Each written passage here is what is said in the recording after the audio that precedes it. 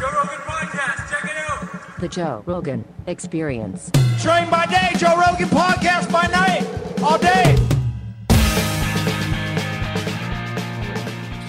You don't use headphones, huh? Messes up my hair. Good to see you. What's see going you on too, your coat today? Every day is a new one. Yeah, well, I've got this suit maker, LGFG, Dmitry, the crazy Russian, and he, pays attention to what I'm doing and makes me the suits that he thinks are suitable. And You've I gotten wear quite them. extravagant, though. Like sometimes, like one half of the suit is one color. Yeah. Like looks like you're getting bored. You just want to switch it up a lot. He sends me these damn things, and I get them, and I think, there's no way I wear that. There's no way I'll wear that. And then I put it on, and I think, I like that. Yeah.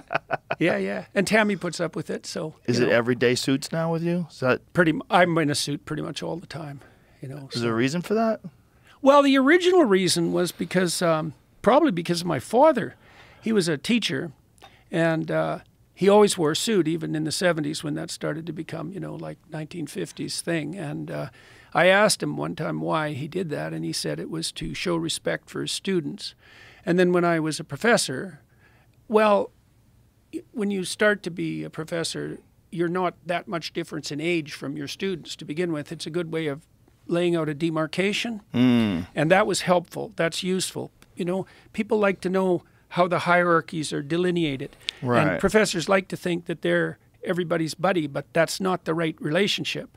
And so that was helpful. And then when I went on tour in 2018, I realized that I was going to speak live in front of several 100,000 people over the course of the tour. And I thought, you got to think when you have an opportunity like that if you had the least amount of sense, you'd pull out all the stops.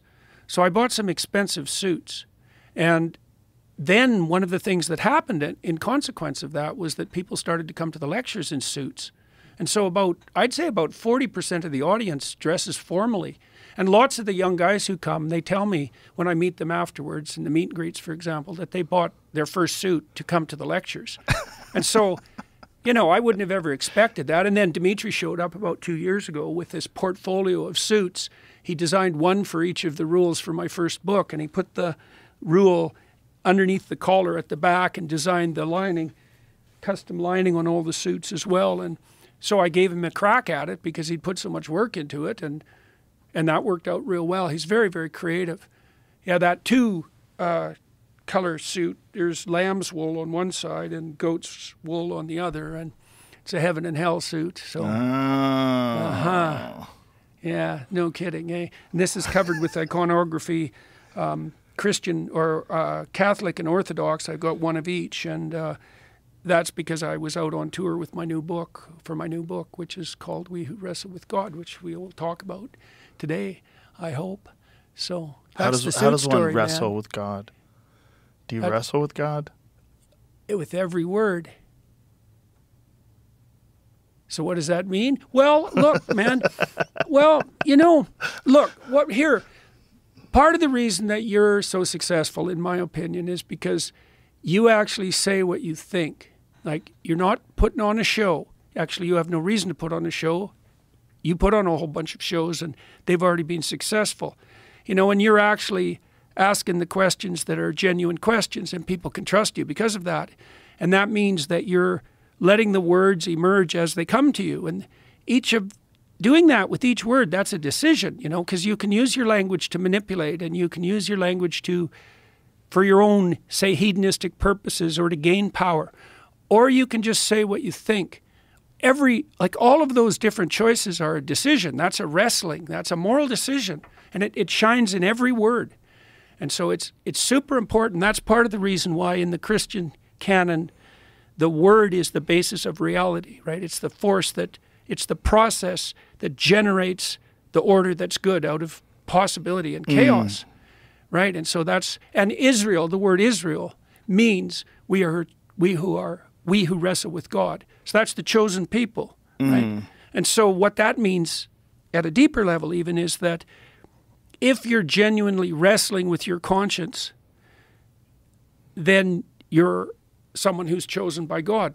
And I think that's right. That's accurate. It's interesting what you just said. One of Terence McKenna's lectures, he talked about a very profound psychedelic experience that he had where he was given this revelation that the world is made out of words. Mm-hmm.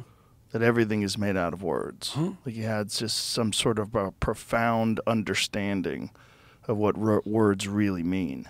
Well, how much of the reality that surrounds you has been, what would you say, has emerged out of the realm of possibility because of what you've said? A lot. And you've had this huge influence on the world that's all a consequence, almost all a consequence of what you've said.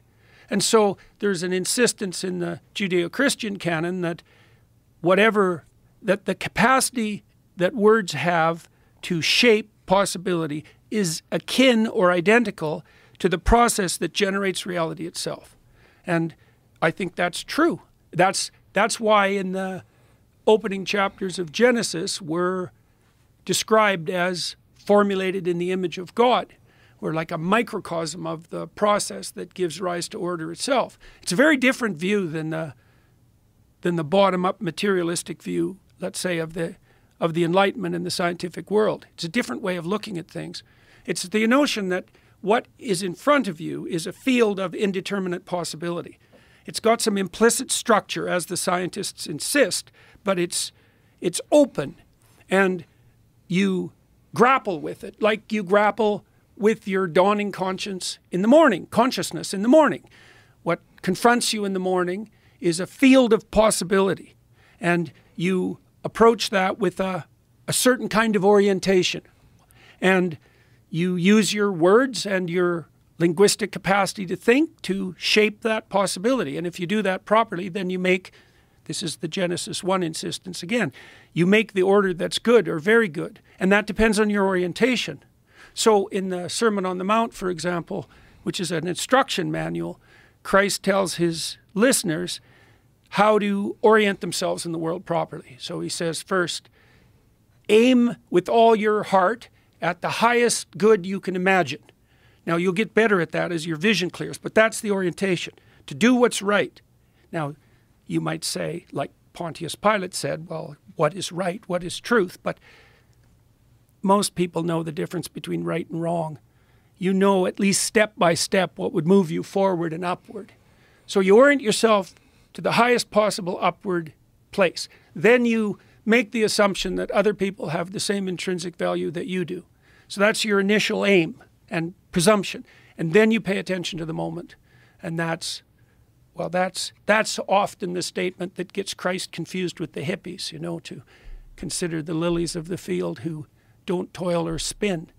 But that's not the instruction. The instruction is to aim up with everything. And then, having that firmly in mind, to pay attention, as much attention as you can to each moment, to allow the words to come to you that best suit that upward aim, not to subordinate your language to your own machinations or manipulations or your own hedonistic desire, but towards what's right. And if you do that, then what emerges out of possibility is akin to the garden, to the original garden in Genesis 1, and it's the order that's good. Truthful language brings about the order that's good.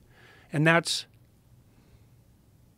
a very accurate way of portraying the role consciousness plays in bringing about reality. So, and it's not that viewpoint, by the way, isn't limited to the Judeo-Christian canon. You see the same thing in the Taoist representation, because in the Taoist world you have a domain of order, that's the black serpent, and you have a domain of chaos. Sorry, I have it reversed. The domain of order is the white serpent, and the domain of chaos or possibility is the black serpent in the Taoist image, the two snakes, head to tail. And your job is to walk the line between them. And you can tell when you're walking that line because that's where things are maximally meaningful. And so that's another element of this vision, which is that if you orient yourself with upward aim and you straddle the line between order and chaos, then things become maximally meaningful around you. So, and Musk, I just did a podcast with Elon Musk, and he talked about resolving his existential crisis, the existential crisis that he experienced when he was about 11 or 12. It was a crisis of faith, essentially. And the way that he resolved that and then motivated himself so intensely was by understanding that if he pursued the path of the expansion of knowledge, that would be intrinsically meaningful. That's the path of growth.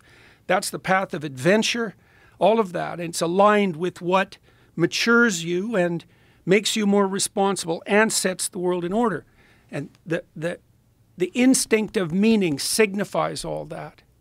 And so I've written a lot about that in this new book, We Who Wrestle with God. And that's what I've been lecturing about in 60 different cities, walking through these biblical stories one by one, partly because we have this wrestling match going on in our culture, let's say, between the nihilists and the atheists and the true believers, you might say. And one of the faults of that war is that no one stops to elucidate or delineate exactly what it is that we're arguing about. So you have people like Dawkins, they parody the traditional conceptions of God, a superstitious being, nothing more than a defense against death, anxiety, or the opiate of the masses, the old man in the sky. The conceptualization of God in the Old Testament and the New Testament is unbelievably sophisticated. And to reduce it to that kind of parody is a stunning disservice. Dawkins is an odd duck. He's an odd duck because I think he knows also that there is some value in psychedelic experiences, but he's scared to have them. And he won't look through Galileo's telescope. Yeah, but, you know, he's had major health crises, right? Didn't he have some sort of a stroke or something like that? I don't know. I think he did. I believe he did. I believe he had a major health crisis. It's like, how much time do you have left? You know? Like, what are you going to do? You're going to just not try it forever? You're just going to dismiss everything forever? And I feel like people that dismiss things like that, this reductionist perspective, you're essentially saying you have the answers. Mm-hmm. And to dismiss the whole question of God or of whatever you want to call it, higher power, a creator of the universe itself as a conscious entity, whatever it is, to dismiss it just because you're trying to decipher the writings of fairly comparatively unsophisticated people, because we're talking about people from many, many thousands of years ago without access to the information we have today.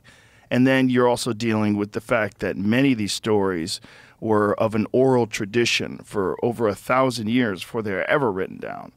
So to just dismiss that as superstition and silliness without any curiosity about the root of these things, why they resonate with people, and to just say that this is superstitious nonsense that people choose to believe in, and this reductionist perspective of the known reality that we currently exist in. It's a foolish way of interfacing with something, and it's shocking when a obviously brilliant man has a foolish way of interfacing with a very complex situation. Well, it's especially odd in his case because he's also the formulator of the idea of meme. And like a religious story is a meme that's been selected by time and crowd. That's a good way of thinking about it. It strikes to the heart of the matter in ways that are sophisticated beyond conscious understanding. Can I tell you a story? Okay. Sure. Okay. It's a good story for the psychedelic experience, perhaps, at least as an analog. So in the story of Exodus, there's a number of circumstances under which Moses has an encounter with God. And they're very useful stories to understand because they point you to how that can make itself manifest in your own life. So the first real encounter that Moses has with God is in the story of the burning bush. And by this time, Moses is an adult. He's left his home. He's gone out and he's got married. he's apprenticed as a shepherd, which was a very, very hard job in those days because shepherds not only had to protect the weakest and serve them, but also keep the lions and the wolves at bay by themselves out in the wilderness. It was a very hard job. And Moses has mastered this. So he's grown up and he's adopted a role that's like a standard social role. You know, he's a husband, he's a shepherd, he's an adult. Okay, and so kudos to him. But then one day he's out in the wilderness by the holy mountain. I think it's Horeb in that story, but the holy mountain is always the place where heaven and earth touch. And so there are all sorts of transformation stories that occur in the biblical accounts at Mount Horeb or at Mount Sinai, where God and earth meet. And he's out near the holy mountain, and something attracts his attention. And he goes off the beaten path to investigate. Okay, so that's the first thing, that's the first bit of wisdom to derive from the story. You'll have your role, and you should have your role as a socialized adult, right? So you're kind of a type that way. You're maybe even a cookie cutter type, but you've adopted this mature social role. It doesn't make you a full individual, but it's better than being immature and staying in your father's tent, for example, which is what Abraham does until he's very old. So something attracts Moses' attention, and he goes off to investigate. Okay, so, and then he sees that it's a burning bush. And so what's a burning bush? Well, it's the tree of life, and life is often represented as a branching tree. And it's on fire because it's compelling, because fire is compelling, and fire is alive, and it's a symbol of life because everything that is alive burns. That's what metabolism is. And so a burning bush is like life itself intensified to the ultimate degree. And that's what attracts Moses' attention. And he gets closer and closer to it, which means he investigates more and more deeply. And as he investigates more deeply, he starts to understand that he's nearing the depths. He's on sacred ground. He takes off his shoes. And that's an indication of his willingness to transform in identity. And he continues to investigate, and then the voice of being itself speaks to him from the depths, and it tells him that it reveals itself to him as the ground of being itself, and it transforms him into the leader who invites his people away from slavery and who stands up against tyranny. And so that's the story of Moses' baptism. And so what does that mean for the ordinary person? Well, it means that you need to grow up and adopt a role. You need to mature. You need to become an adult. You need to be a good man in your time. But then you have to pay attention to see what attracts your attention, what calls to you, because there's an autonomy about that, right? You don't get to pick what interests you. It picks you. And you can respond to that call and investigate or reject it. Those are your options. And if you reject it, you stay in your box. But if you follow it, something will call to you. And then if you investigate that, that will transform you. And if you investigate it deeply enough, it'll transform you into the person who can stand up against tyranny and who can lead his people away from slavery. And that's how God is defined in that story. God is the thing that calls to you to take you out of your role, that will shape the manner in which your psyche transforms itself as a consequence of your diligent investigation into what calls to you. And so that's the God that's portrayed. That's one image of the God that's portrayed in the Old Testament. Are you aware of some of the more recent work that's been done by scholars in Israel, where these guys have now come up with this hypothesis that the burning bush was actually it was a DMT experience, and that the burning bush was most likely an acacia tree, that the acacia tree is apparently rich with DMT, and they think, you know, the way you get a DMT experience is you smoke it, right? And that they had some method of achieving psychedelic states through this, and this is where Moses is encountering God. Well, we have one of the things. Have you read any of that stuff? I know about the theorizing, and it's certainly the case that people have been using psychedelic experiences for we don't know how long. Right. Hundreds of thousands of years, no doubt. And they've had a profound cultural consequence. One of the things that a psychedelic experience does is amplify that sense of intrinsic interest, right? So it strips your perceptions of their inhibition by memory. That's a good way of thinking about it. So that you see what's there instead of your habits of perception. And so it's a way of amplifying, you could think of it as a way of amplifying what's represented in the biblical corpus as a calling. And the thing that's odd about the calling, well, you know, you can think about it this way, when you're laying out a podcast, when you're participating in a podcast, you're following a golden thread, right? You're following where your interest takes you and your curiosity takes you. And that's not something you can pre-plan, right? It's something that happens in the moment. So imagine that you're focused on your goal of having the most interesting conversation possible and communicating what's derived to the broadest number of people. So that's the overarching goal. Okay, now you focus on the moment and a spirit arises within you. That's a good way of thinking about it. That's the logos. A spirit arises within you that leads you on a pathway that's an investigation into the truth. That's part of that calling. The psychedelic chemicals, they heighten that. They heighten the manifestation of the underlying mystery. That's another way of thinking about it. They do that neurochemically. And so now what's the association between that and religious revelation in the Bible? We don't know. We don't know. Have you read any of Marco Allegro stuff? No. John Marco Allegro wrote a book called The Sacred Mushroom and the Cross. Oh, yes. Yeah. I read that back. Oh, my God. 1974. Oh, so you probably read it before it was bought up by the Catholic Church. Oh, I didn't even know about that. Yeah, it was bought up by you used to have to get old copies of it if you wanted to buy it, and then it was recently republished.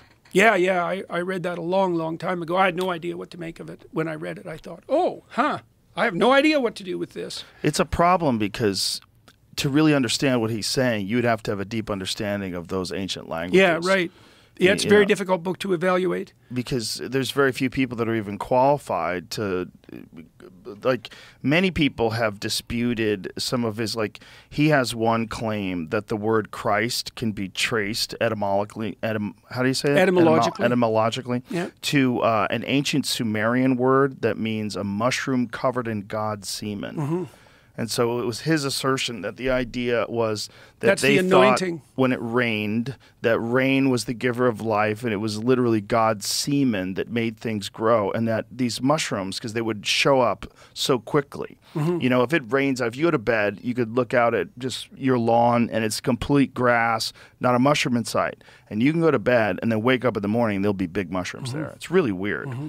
And that these things, when they would eat these psilocybin mushrooms that would appear out of nowhere, they genuinely were referring to them as God, mm-hmm. that this was like a gift from God, mm-hmm. and that was tracing back to the origin of the word Christ. Mm-hmm. But it's very tortured, to really understand and to be able to dispute it, you'd have to have a deep understanding of Aramaic. You'd have to have a deep understanding of Aramaic. You'd have to have a deep understanding of the original doctrines, what is the actual translation? What does it mean? You'd have to understand mm-hmm. the ancient Hebrew version of it. How does it differ? All the webs of associations. Oh, God, it's mm-hmm. so crazy. When we read it in English, I mean, what was the original version? The original version, all the ancient letters in ancient Hebrew also doubled as numbers, right? So words had numerical value. Like the word God and the word love apparently have the same numerical value. Mm-hmm. That is a bizarre concept for us to try to wrap our heads around. A language which that words also have numbers in them, that your letters also mean numbers, and that there's value, certain numerical value to certain words, and that you would use them in the context of these conversations. You would understand where I don't understand. I don't have that. I have English. It's like we have math, we have language. They're separate, and you're missing something in what they're trying to say. So what John Marco Allegro is doing, he's taking the oldest version of these stories on record, right? He's taking the Dead Sea Scrolls. He's taking stuff that's literally written on animal skins, and one of the ways that they deciphered it to try to put it all together, they had to take the DNA samples of these parchments to try to figure out which ones are from which cows, if they're from different cows. And that's part of the way they figured out how to put all the stuff together. This guy studies this for 14 years. 14, and he was the only ordained minister that was a part of this deciphering committee. I think there was 14 people. I don't remember how many people. It might have been 20. But he was the only one of them that was agnostic. So he had become, when he had started studying theology, he kind of lost his faith, apparently. When he started realizing there's so many versions of these stories, they're coming from different places, he became sort of like, hey, I think I'm agnostic. I'm just going to step back and have this approach of not knowing, not having a doctrine, not having an ideology that I'm attached myself to. And so then when he goes through all of this is a straight-laced scientist, by the way. This is not like some guy looking for psychedelics to be a part of everything. Yes, it's a very serious book. Right. And there's a lot of those people that are doing that. They're looking for psychedelics to be a part of everything, sort of to validate or justify their own use of these things. He wasn't doing that at all. And he wasn't like Wasson, where a guy who went down and experienced the psychedelic experiences in Mexico and then came back and described them for mainstream literature. This guy was doing it like a scholar. And his whole purpose was just to decipher the Dead Sea Scrolls. But it was so compelling to him when it was over, he had to break ranks and he had to write this book. And then they took that book out of circulation, I believe. Find out what happened with the Sacred Mushroom and the Cross, how it was, because he published another book shortly afterwards that was the Dead Sea Scrolls and the Christian Myth. And I think it felt to me when I read that one, it's almost like he has to write a book because they took the other one away, because it's kind of like saying most of the same stuff. But he believed that that what they were writing about, a lot of it was fertility rituals and psychedelic experiences, and that they were hiding a lot of these stories, like they were hiding the knowledge underneath these stories to try to, in parables and all these different ways, to try to obscure it from the Romans and obscure it from the people that conquered them, so they wouldn't know they would know the secrets of this thing, this ritual in which they would experience God.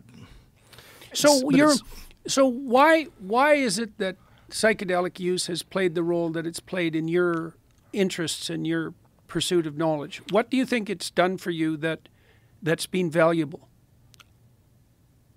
I think we're in a weird place in society where the term drug is a blanket, and it covers things that have vastly different effects.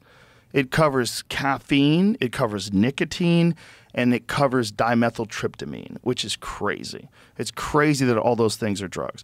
Adderall's a drug. Benzodiazepine is a drug. Xanax, there's a million of them. They're all different, and they're all drugs. And the idea that psychedelics are a drug, for lack of a better term, that's what we use. I don't think that's what they are at all. I think they are probably why we became people. I think they are probably why society advanced.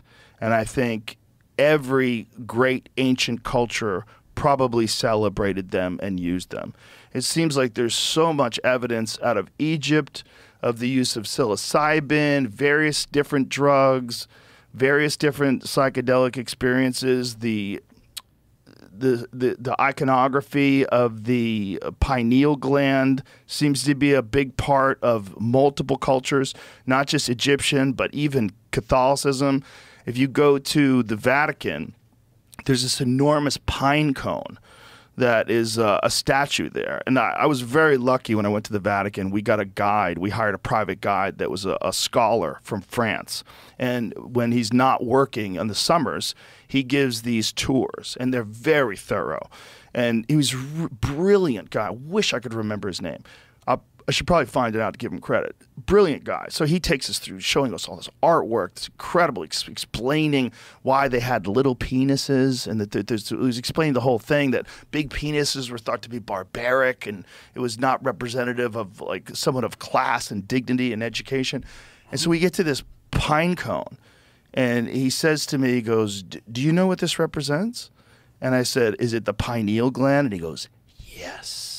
And then we start this conversation of why why these Catholics would have this enormous representation of the pineal gland, which they reference as the seat of the soul, and that this gland, which is in the center of your brain, is thought to be literally a third eye. And on reptiles, it actually has a cornea and a lens, this gland. Like, literally, it's exactly where the third eye of Eastern mysticism is. And they've got a representation of it right here. And it's thought to be where dimethyltryptamine is produced. And this whole connection to it is so old that it seems like you go back to the John Marco Allegro stuff, you go back to the Dead Sea Scrolls, which are the oldest version of the Bible, the only version that I believe the only version they have in Aramaic of all those stories.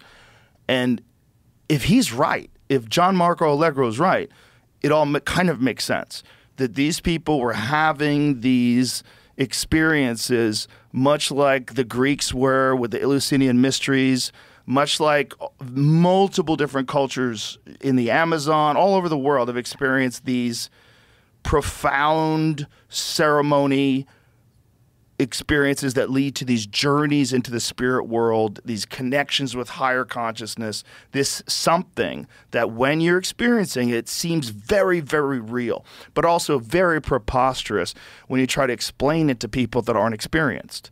You know, it's like Hendrix.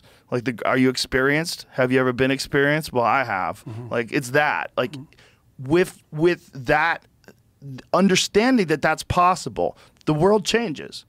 Because now you know that that's possible. You could live your whole life and not know that the most shocking, profound thing in existence is 3 hits away. 3 hits away. And all of a sudden, you're in a completely different universe in 20, 30 seconds. That's nuts. And the fact that that is dismissed, that people look at it as like, oh, you're just escaping reality, and you're like, it might be the source of civilization itself. It might be the source of language. It might be the source of the expansion of the human mind over a period of 2 million years, the doubling of the human brain over a period of 2 million years, which Terence McKenna felt directly coincides with the shifting of the tropical rainforest turning into grasslands, which would force these primates to experiment with new food sources, and these ungulate cows that were everywhere that would shit, and then these psilocybin mushrooms would grow in their shit. Observed primates flipping over these cow patties, looking for beetles and grubs and things to eat. It's everywhere. Like, you could see it all over Africa. If there's something on that, they're going to try it out. And if these things are trying it out and they're doing this over a period of 2 million years, and they develop language and culture and weapons, and they start thinking about things, and they become different than every animal around them. And this was McKenna's stoned ape theory, which I'm sure you're familiar with. And Dennis McKenna, who is, you know, a legitimate scientist, Dennis explains it even better, because he explains it with the actual mechanisms that your brain, that the things that fire up when you encounter high-dose psilocybin experiences that would lead you to the development of language. Glossolalia, the connection of sounds and objects and bringing things together in a manner of communication. Also, they realized that in low doses, it increases visual acuity. It makes people more amorous, makes people hornier. They're going to have more sex. They're going to be better hunters because they could see better. They're going to be a little more sensitive to the environment. They're going to be more aware. Edge detection's different. There's like so many different things that happen that if you're thinking about what made people people, it's a mystery. We want to pretend that we understand things because of the fossil record and this and that. Sure, we kind of understand, but every now and then we find a new human that we didn't even know exists, like Denisovans. What was that? Not even 20 years ago, I don't think? So now there's a whole other branch of human beings that they weren't even aware of 20 years ago. Whatever the fuck happened that took us from all the other primates that are still here and made us this, it's pretty profound. And I have a feeling that psychedelics were at least involved in that process. That's my belief. And my belief is that the Sweeping Psychedelics Act of 1970 that they passed essentially to target civil rights activists and anti-war activists. That's what they did. They wanted to go after the hippies. And they went after the hippies with MK Ultra, with Tom O'Neill so brilliantly outlines in his book Chaos. They went after it and they created the Manson family. They created that family. They taught that guy how to do that so that that guy would kill people and he would be a psychopath, and now hippies would be psychopaths. And then all this anti-war shit would just get stopped by sensible people. Then Schedule 1, everything. Everything. Psilocybin, marijuana, all down the board. Everything becomes Schedule 1, the most illegal of illegal things. So all these people who are experiencing, all these Ken Kesey people and, you know, all the LSD people of the 60s, all those people become criminals instantly. And they just threw water on the whole movement. And it worked. It really worked. It was Nixon and all the people that were in charge back then. If you look at what happened from 1960 to 1980, this confusing era of the 70s where the effects are wearing off, and then you get into the 80s and everybody's doing coke and they have makeup on and they have big hair and the music sucks. It's like something happened. Something happened. And what happened was they completely removed the very thing that had changed culture so radically from the 50s to the 60s. Like, I'm a gigantic fan of 1960s automobiles. I love them. There's something about the shapes of them, the way they sound. I mean, part of it is that I grew up in the 80s, and those were the cars we all wanted. When we were kids, you know, if a guy drove by in a 1969 Camaro, we would all be like, whoa, look at it. Look at that thing. But there's something about those shapes. There's something about the designs of those cars that resonates so strongly today. A 1990 car ain't worth shit. Nobody wants your fucking 1990 car. 1990 Camaro, get the fuck out of here with that thing. But if you have a 1968 Camaro, people will stop in a parking lot and stare at it. What is that? I think those guys were on drugs. I think all those guys were on drugs. I think the guy who created a Corvette had to be on drugs. These guys were, they felt something the same way Hendrix felt something when he was on stage playing guitar in a way nobody had ever heard before. That guy came out of nowhere, and everybody was like, what the fuck is he doing? It was so different that Eric Clapton watched him for the first time and was like, I should probably quit playing guitar. Like, what the fuck am I doing compared to this guy? Like, Jesus Christ, everybody was like humbled and confused by it. Psychedelic inspired, 100%. 100%. And there's something about throwing water on that in the 1970s that I think has done a massive disservice to our civilization, a massive disservice, because it's equated these things with people that have poor discipline and bad social skills and ne'er-do-wells who fail in society. And that's not true.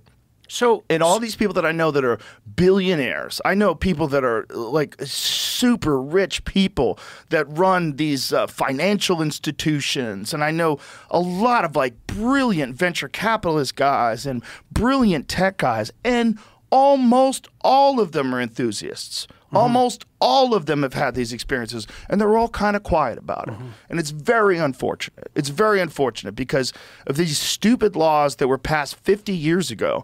We've gotten ourselves in this weird crunch where we've made things illegal that could massively help people progress in life and sort things out if we could figure out how to manage them correctly, if we could run proper studies about what is the correct dose. Is there a person that has a certain sort of biological makeup that makes these drugs problematic? Should we find out maybe someone's allergic to them? There's many medications and many different compounds and many plants and natural things that people are allergic to. Let's avoid that. Let's try to figure out what works for some people, what doesn't work. Let's have legitimate counselors that could guide people through experiences, people that have experienced it themselves and can understand how to do this with intent and possibly aid your life. They have been shown to be hugely beneficial for soldiers, for our military men and women coming back from overseas experiencing horrific trauma, to help them get past that. And yet they're illegal still. And we're both middle-aged men, right? So who is telling us what we can and can't do. This is preposterous. This is other men our age that haven't had these experiences maintaining this control on them in a completely ignorant way. They don't even know what they are. They don't know what these things are. They don't know what the experience is, and yet they want it to be kept out of the hands of kids. We've got to keep it off the streets. We've got to keep drugs away from our society. And you don't know what you're talking about. It might be why we're here, and it also, the absence of it, might be why we're so fucked up. It might be why we're so disconnected, why we're so disjointed, and our society is so hypocritical. I mean, the most pro-life people are also pro-death penalty. It's like across the board, everything. The people that, want no crime but don't want to stop the emergence of crime by funding programs to try to fix the inner cities. And they want to, our whole thing is disconnected. And I have a feeling that a big part of that is that we have not been given access to tools that have helped people literally become what we are today. And if they're to, if you read Brian Murarescu's work, and if he's correct, and these people that are studying the Eleusinian mysteries and the literal emergence of democracy as we know it, probably all of it came out of psychedelic experiences. So I had Timothy Leary's old job at Harvard. That comes with a lot of weight. Yeah, and I knew some of the people that knew him. And so you could say that what happened in the 1960s, and this is relevant to the psychedelic experience, let's say, is that the emergence of mushrooms in particular, and then LSD, indicated to a swath of the population, like Leary and like Ken Kesey, that our perceptions were locked in kind of a box, in a box that we didn't even really, that we weren't even conscious of. I suppose that's the box of conformity. And the psychedelics released a wave of nonconformity. And Leary crystallized that with his tune in, turn on, and drop out. Now, there was a major problem with that, and that was partly what led to the kickback. So you might say that the first stage of something approximating a religious revelation is the understanding that your perceptions have been constrained by forms of conformity that were so extensive that you didn't even understand them. You didn't even know they were there. And so you're freed from that. And then maybe the first response to that is the celebration of an unlimited hedonistic freedom. But the problem with that is that freedom from constraint and hedonism is not freedom. It's just subjugation to a kind of instinctive chaos. And that emerged with the hippie culture. And Leary in particular made a huge mistake when he said tune in, turn on, and drop out. He should have said tune in, turn on, and grow up. I'm dead serious about that, because there's a different form of responsibility that emerges once you realize that you were constrained by a conformist box, let's say like Moses when he was being a normal shepherd, that you can step outside of that, but you don't step outside of that into worship of the golden calf like in hedonistic orgies. You step outside of that with a more conscious upward aim. And if the use of transformative technologies like psychedelics isn't accompanied by that framework of enhanced responsibility, then it can degenerate into a kind of hedonistic chaos. Right. And that's what the Nixon types were reacting to. They were terrified by it. And they had the reasons to be terrified because, as you're intimating, these technologies are unbelievably potent and destabilizing. Now, that destabilization can be used for, let's say, for better or for worse. Right. And it should be used for better. That's complex. It's a very complex thing to manage. And so Carl Jung said that one of the main functions of religion was to stop people from having religious experiences. And what he meant by that was that a direct experience of the transcendent is enough to shake you to the foundation and to destabilize not only you but your culture. This is why there's another scene in the story of Exodus. But could you explain further, like expand on what he was meaning by that? But that keep you from having religious experiences? Well, if everybody goes their own enlightened way, let's say, there's no social cohesion. There's no unity of purpose. There's nothing but fragmentation. And part of the danger of the hippie movement in the 1960s was a counter-social fragmentation. Right. Now, so you can imagine, things get so constrained that everybody's exactly the same, and that's a complete totalitarian catastrophe. But you can imagine the opposite catastrophe, which is that, well, everyone's letting it all hang out and doing their own thing, and that's equally dangerous. Right. And so there's some balance in the middle. Well, that's that balance between chaos and order that we were referring to earlier. It's also an ignorance of the structure that's involved in maintaining a society. Definitely. You need discipline, and people need to work to maintain the society that you enjoy, to be so free and to be a hippie. Well, you can imagine that complex social order can be maintained by something like mindless obedience. Right. But that's suboptimal. What you'd really want is enlightened responsibility. Right. Right. Now, right. That's a great way to put it. Right. That's a very hard thing to pull off, though, because it means that you have to leap out of the box of social constraint, and you have to take the responsibility onto yourself. Now, that's a hell of a lot better if you can manage it, but that is definitely not what Kesey or Leary, for example, were preaching to the masses. Is like an admirable thing that people just should aspire to. It's the best possible. Okay, yes, the highest goal. Let me give you another example of this, if you don't mind. I'm going to use another biblical story. While you were biblicaling, the lights are flickering behind you, almost like God is interacting with us. There's spirits in the room, Jamie. Have you noticed the light flickering? You haven't noticed it?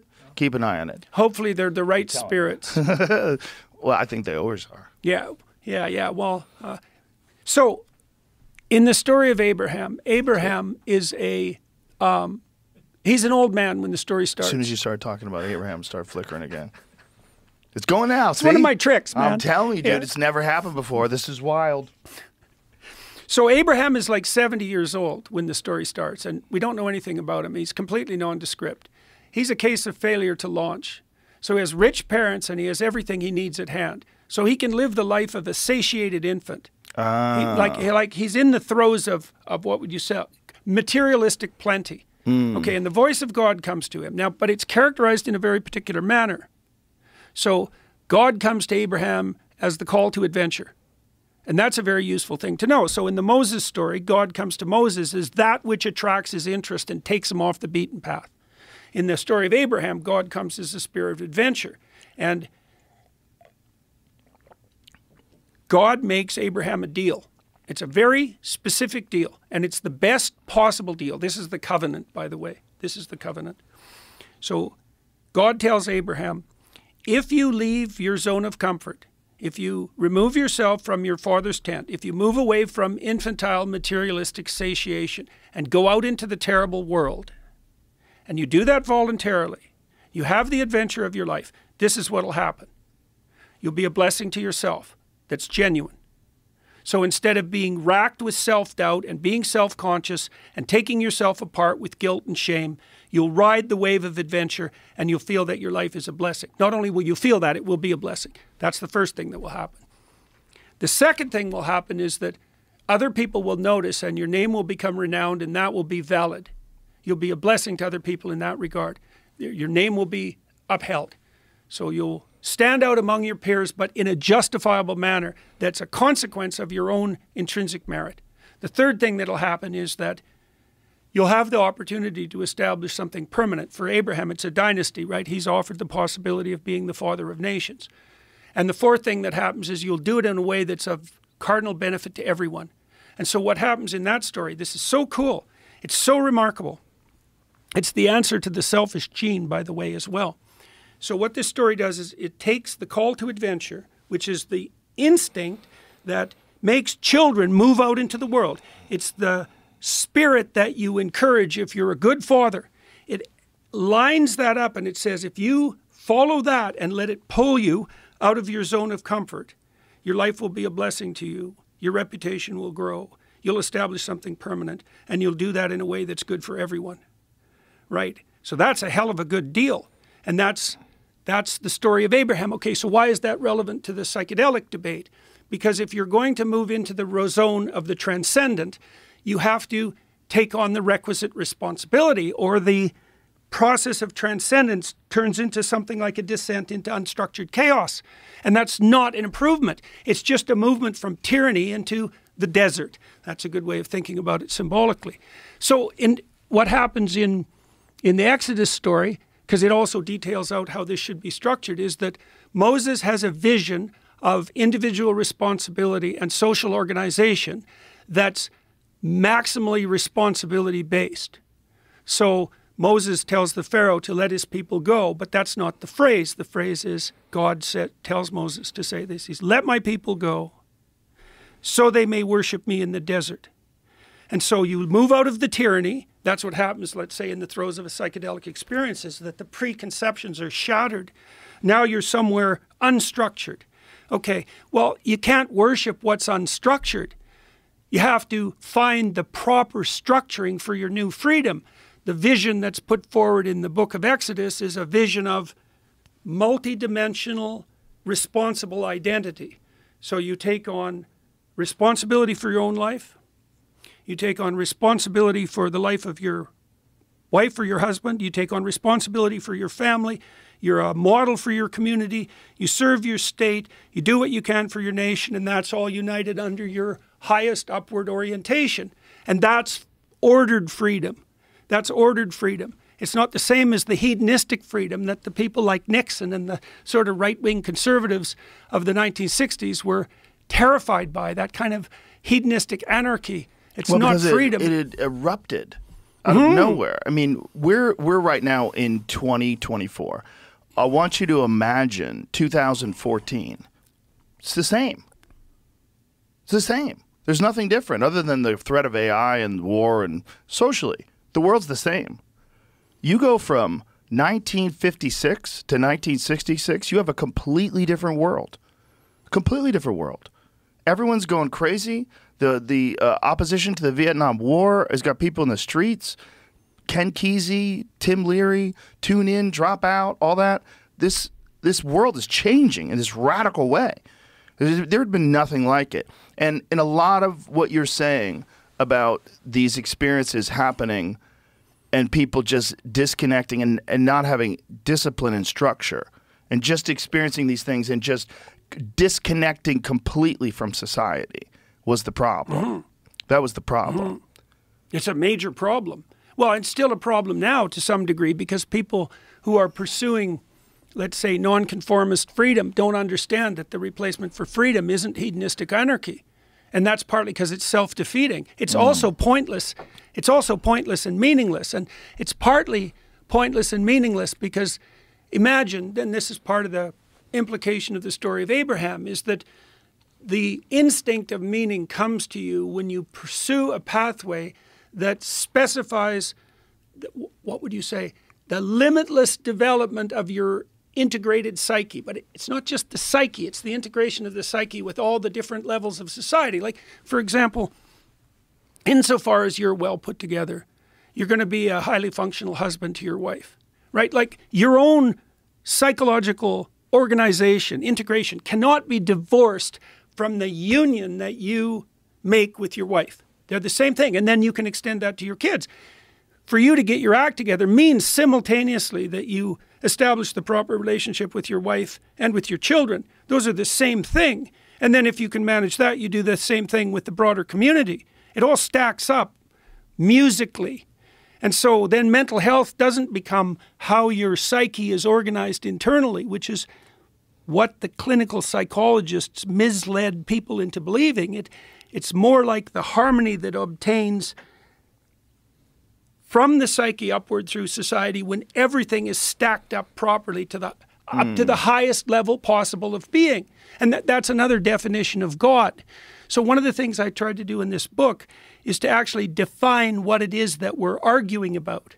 Because the old man in the sky superstition doesn't cover the territory. So for example, if you look at God in the story of Abraham and you say, do you believe in that God? What you're asking, even though you might not know it, is, do you believe that there is a call to adventure and that following that call will not only integrate you, but serve society in the highest possible manner? And that's a pretty straightforward question. It has very little to do with anything that's even vaguely superstitious. Like, is that call there? You certainly reward it in your children if you have the least bit of sense. And so I've been trying to define what it is that we're arguing about. And so there's another definition too, that you see this in the story of Adam and Eve. So in the story of Adam and Eve, one of the ways God is characterized is as the spirit that calls you on your pride and presumption. So then you ask yourself, well, do you believe that exists? It's like, how often in your own life has pride gone before a fall? Is there some spirit that's operative in being that shows you the error of your ways when you get ahead of yourself, or not? And if the answer to that is no, you say, well, you have no conscience? Nothing calls you on your moral impropriety? You're overreaching? No one wants to be near you if you're one of those people. That's for sure. And is that real? So one of the ways God is presented in the Old Testament is this dynamic between calling and conscience, right? So there's the calling that is indicated in the story of Abraham and Moses that pulls you forward to the adventure of your life. And the other side of that is the constraint of conscience that tells you when you're wandering off the straight and narrow path. That's more the voice of negative emotion and threat detection. And calling is more like the voice of positive emotion that pulls you forward and invites you. But you need the dynamic between those two. That's the pillar of light and the pillar of darkness that guides the Israelites across the desert. Jonathan Pageau helped me figure that out. Just flattened me when he laid it out, because I could see the Taoist view of the world and the ancient Jewish view of the world stack on top of each other. And the implication of the story is very straight. It's like you leave a tyranny and you're lost. What guides you when you're lost? The interaction between what calls you forward and upward and the constraints of your own conscience that warn you when you're deviating from the straight and narrow path. That's a definition of God that emerges from Exodus. And the balance of the mind to be able to figure out which is which and how to apply them. And the balance of the mind, this is why you have to have the least amount of problems in your life and keep your body as healthy as possible. So you don't have all these other things that are influencing the way you interact with the world. You got to have a balance of everything. All of it has to be kind of balanced together in order for you to have the judgment. Yes. Mm-hmm. Otherwise you can't see. Right. Right? Yeah. You have to be able to see it. And it's hard. And you have to want to see it. Yes. So why do you want to see it? Me? Yeah. It's just my instinct. I follow my instincts with everything. I Why? always have. Why? I don't know. I think because I didn't have a lot of guidance when I was young, and because, I was a latchkey kid, and parents divorced, split, a lot of moving. I think I developed my own appreciation of my instincts, of my thought. And I had seen enough people by the time I was a young boy ruin their lives and and I'd seen these poor decisions right in front of me. I'd seen poor thinking and excuse making and laziness. Right, so you could see the negative yes, consequences. I had seen all these things, and because I didn't feel protected, I genuinely felt like I was on my own and I had to figure things out on my own. I developed a very early trust and recognition of the importance of that, and it's led me through my entire life. Everything that I ever did that was like a big risk was like a calling to me. Every single thing that I ever did, from getting into martial arts, I went from not doing it to doing it every day, all day, 7 days a week. It was a calling. Like I was called. It was like my mind interfaced with whatever that was, martial arts was, and said, "This is my ticket out of here. Like this is my ticket to be a different person." Was that discipline? What was the ticket, do you think? I don't even know if you call it discipline back then, because it was more of an obsession. So when you're obsessed with something, it doesn't require discipline because you can't wait to do it again. Discipline, Okay. Mike So Tyson said best. It was a real calling for you. Mike Tyson said best. He said, discipline is doing something you hate, but doing it like you love it. Like when you're in training camp, like Mike Tyson was for a big heavyweight fight, you're pushing the limits of your physical endurance and recovery because you're trying to achieve an adaptation. You can't maintain fight-ready fitness all year round. One thing that people don't understand about like fight-ready, like when a guy like Islam Makhachev, who is the UFC lightweight champion, the pound-for-pound best fighter on earth, when that guy is fighting, when he gets into the cage on the day, whatever it is, that Saturday night, this is a peak of performance and training that cannot be maintained. He wants to catch it right when he's right there, when the body hasn't broken down yet, the immune system hasn't broken down yet, the endocrine system isn't fried, the adrenals aren't fried. You're getting it to right when your body can recover and is forced to maintain this insane level of fitness, and then you have to take a break. Like, you cannot maintain fight camp all year round. You will not be able to do it. Your body will break down. So So it's not my point is, like, that requires discipline, right? Because that is no longer, you're no longer in the inspiration realm. You're not in the obsession realm. You are, I'm sure, as well. But you're also in. There's no fucking way you want to do it. There's no way you want to do more sprints. There's no way you want to do all this stuff. You must do it though. You must do the calisthenics. You must do the live wrestling drills. You must do the Shark Tank where they throw in a new fresh opponent every round for 5 rounds. So you're dealing with rested killers and you're exhausted. You have to do that. And that's pure discipline, and generally enforced discipline by coaches, because it's so rigid, it's so hard to do that you need someone over you with a stopwatch. Let's go. And everybody has to get up and go at it, because even the most disciplined, their body recognizes they need a break. Right. So that's pure discipline. What I had was this obsession that made that hard work easy. Right, because so that's a key thing. Okay, so now imagine that underneath that there's a implicit or unconscious goal. Okay, so and I'm saying this for a very specific reason. So the positive emotion that motivates people is always experienced in relationship to a goal. Now, this is a very important thing for everyone to understand, because it means that if you don't have a goal, you have no positive emotion. And it also means that the higher your goal, the more positive emotion you experience when you're moving towards it, because positive emotion signifies progress towards a goal. So you need a goal. The goal of the deepest religious traditions is the ultimate goal by definition. So the idea is that you need a goal, and so you should pick the utmost possible goal. That's another good definition of something like the kingdom of heaven or the realm of the divine, the ultimate goal. Now, you have a goal, and every time you see movement towards it, you're going to get, what would you say? You're riding on the energy that's associated with movement towards that goal. That's dopaminergically mediated. That's the same systems that are affected by cocaine and methamphetamine and so forth, all the positive emotion drugs. So you need a goal. That goal, now you can imagine this, that if you're attentive to the action of your own instincts or the divine voice, I don't think those are distinguishable, then a goal is going to emerge that catalyzes a series of transformations. This is what happens to Abraham. So he has a series of adventures after he decides that he's going to go out in the world. And every adventure is marked by the erection of a sacrificial altar and a recommitment of his upward aim.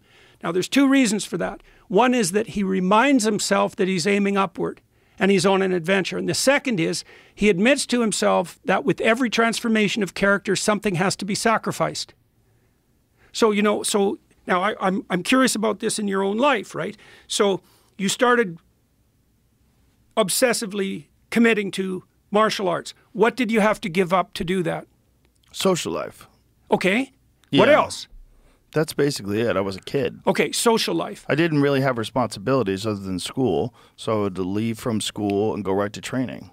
Okay, so there's an emergent idea in that story of adventure-led transformation, that with every profound transformation of character, something that's not appropriate has to be let go of. That's why, by the way, that's why Abraham's story culminates in the sacrifice of his son. Because the sacrifices get higher in value as the developmental progression upward continues. And that's basically the story of individual development, right? Follow the call of adventure. Aim upward. Continually remind yourself of your fundamental goal. And then let go of everything that isn't appropriate as you transform forward. So Abraham ends up with a new name because of doing that. That's how different he becomes in the course of his adventure. It's like Jacob. Jacob becomes Israel, and Abram becomes Abraham, because the consequence of him following the pathway of adventure, the calling, is a transformation that's so complete it's as if he's a different person. And now those stories are maps of that transformative process. So they culminate in the Christian view of things with the ultimate sacrificial offering. So that's the idea that lurks in the New Testament, is that the ultimate in transformation is brought about by your willingness to put absolutely everything on the line, no matter what. Right. And that's a very different view of the religious enterprise than something like defense against death anxiety. Right. It's the ultimate adventure, and that's the willingness to welcome everything about life that's terrible and painful and malevolent, to welcome that with open arms, to accept that. And that's predicated on a deeper idea even, which is that sacrifice is the basis of community, which is exactly right. Because you have to give up something to be in relationship to the future and to other people. Right. Right. So the biblical corpus is an examination of, what would you say, levels of sacrifice moving downward to the ultimate possible level of sacrifice. So in the Abrahamic story, Abraham is requested by God to offer up his son. Right. Now he gets him back. The threat isn't carried through. And what does that mean? It means, first of all, that everything in your life, no matter what it is, including your relationships, should be made subservient to the highest possible aim. It also means that a good father sacrifices his children to what's highest. That's the offering of your child to the world, the faithful offering of your child to the world. That's what Mary does. It's a famous statue of Mary in St. Peter's in Rome. Michelangelo made it when he was like 23, some ridiculous early age. Brilliant statue. Mary is holding the body of her son, broken, in her arms, looking serene. He's an adult, off the cross. It's like the female crucifixion. And the idea is that the good mother, the proper father, offers their children to be broken by the world in the pursuit of what's highest. There it is. Yeah. He was 23 when he made that? That is insane. Oh, God, What were you doing when you were 23? Telling shitty jokes. Single block of marble. Yeah, and so see that's an indication of sacred femininity, because see, the psychoanalyst said in the early part of the 20th century that the good mother necessarily fails. And so what does that mean? Well, every woman who brings a child into the world knows that the child is going to be broken by death and malevolence. Right? And so motherhood in its highest aspect is the offering of the child to the world to be broken. That's what's portrayed in the Abrahamic story too, with regards to Abraham. To get your child back, you offer them to the world. That's a profound indication of faith, right? That life is worthwhile despite its suffering and its evil. And it's so good. Like the work. Like, look at his foot. Just look at the detail on the way the toe bends, the heel. It's insane how good it is. He was so good. The fact that he figured out how to be that good at 23 years of age is just so shocking. Well, also so inspiring, you know. So inspiring, but stunning. Like, stunning how good it is. Yes, and stunning what it means and where it's placed. And the understanding of anatomy. Did he really? Wow. Insane. I mean, that guy left behind so much. Like, what is that about? What is it about these unique individuals like him that their work transcends time? Mm-hmm. And that's life eternal.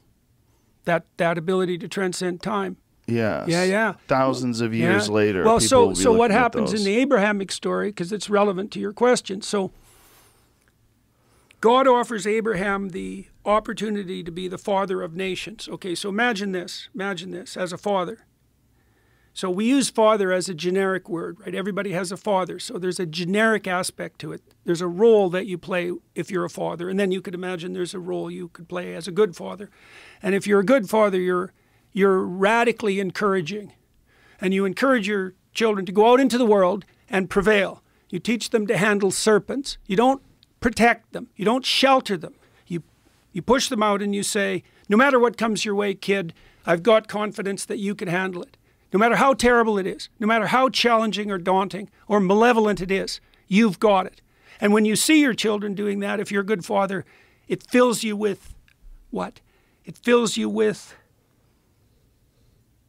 gratitude and love to see your children acting that out, even at an early age, to taking the risks of their first steps or climbing their first play structure or going out in the playground to make new friends when they're strangers or going off to school alone. All of that, you think, it's dangerous out there. It's like, good, go. I know you can handle it. Okay, so that's what Abraham plays out. He plays out that archetypal role. And the idea there, and this is why I made reference earlier to the idea of the selfish gene. Dawkins characterized human reproduction as selfish. That's wrong, because the human reproductive pattern is multi-generational. And if you want to establish the pattern of fatherhood that's going to cascade down the generations, that will make your descendants successful in the multi-generational manner, then you follow the spirit of adventure and you imbue your children with that confidence. And that's how that pattern that establishes the dynasty, so Abraham is the father of nations, is established. So human reproduction is way more complex than just sex. Far more complex. It's a multi-generational commitment. So now the promise that God makes to Abraham in part is that if you fall into that pattern of maximal adventure and courageous movement forward, that your life is imbued with a meaning that transcends time, and that you embody something like an archetypal and eternal spirit. And that's the spirit of the Father. That's why Abraham understands that he's made contact with the God of his ancestors. And if you're a good father, you have that spirit dwelling within you. And the Christian insistence is that that spirit's identical to the logos that bears the weight of the world on its shoulders voluntarily. And that's what brings everything into being. Stunning. It's a stunning conceptualization. And I think it's right. It looks right to me. And the idea that sacrifice is the basis of the community, that's just obvious. Like the fact that you're married. So what's the sacrificial gesture there? Well, all other women. That's sacrifice number one. Then it's not about you. It's also not about your wife. It's about the stability of your union across time. And it's about the stability of that union insofar as that's a reliable foundation for your children. So that's sacrificial too. You give up your whims in the present so that the future's stabilized. You give up your immaturity so that your children can thrive. That's all sacrificial gesture. And we figured that out. That's why we put the crucifix at the center of our society.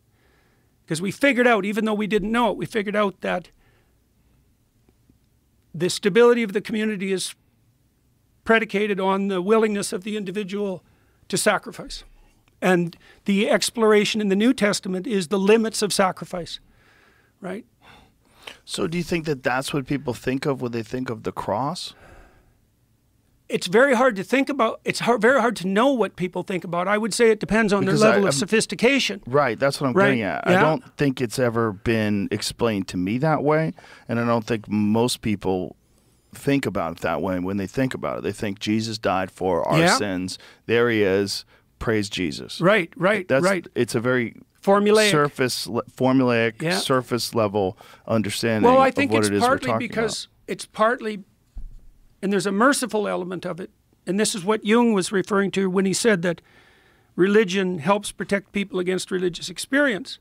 The full revelation of the significance, let's say, of the imitation of Christ, which is supposed to be the foundation of Christian belief, is in fact the demand that you walk the same pathway. And that's it's the most terrifying demand, because so Jung described the Christian passion as an archetypal tragedy. Now, there was a reason for that. So think about it this way. Think about it technically. So imagine that 100 great storytellers told the most painful possible story. And then imagine that you aggregated all those stories and you distilled them into one story where all the terrible elements were present. Okay, so now you have a representation. You have a representation of the worst life can throw at you. Okay, so let's take that apart a bit. So the first thing that makes a tragedy tragic is that the tragedy befalls a good person. Because if a tragedy befalls a villain, it's just justice. It's not a tragedy. So it has to be a good person. So then, to amplify that, you would not only have the tragedy befall a good person, you'd have it befall a good person that everyone knew was good, but was not only good, was the best, and that was persecuted because he was good. So that sort of limits it out in that direction. And then you might say, well, what does he have to face? Well, and the answer would be, well, the worst life has to offer. Okay, early death, early painful death, early painful, humiliating, unjust death at the hands of his friends, at the hands of the mob, under the thumb of a tyrant. Right. Brought about by people who knew that he was not only good, but the best of men. That's an archetypal tragedy. And then it doesn't limit out. So then you have the death that occurs in consequence of that, and it's voluntary acceptance. But that's not where it ends, because the mythology surrounding the crucifixion story insists that Christ harrowed hell after the crucifixion, which meant that he confronted not only death but malevolence itself, and in consequence transcended both. And so what's the underlying psychological message? It's something like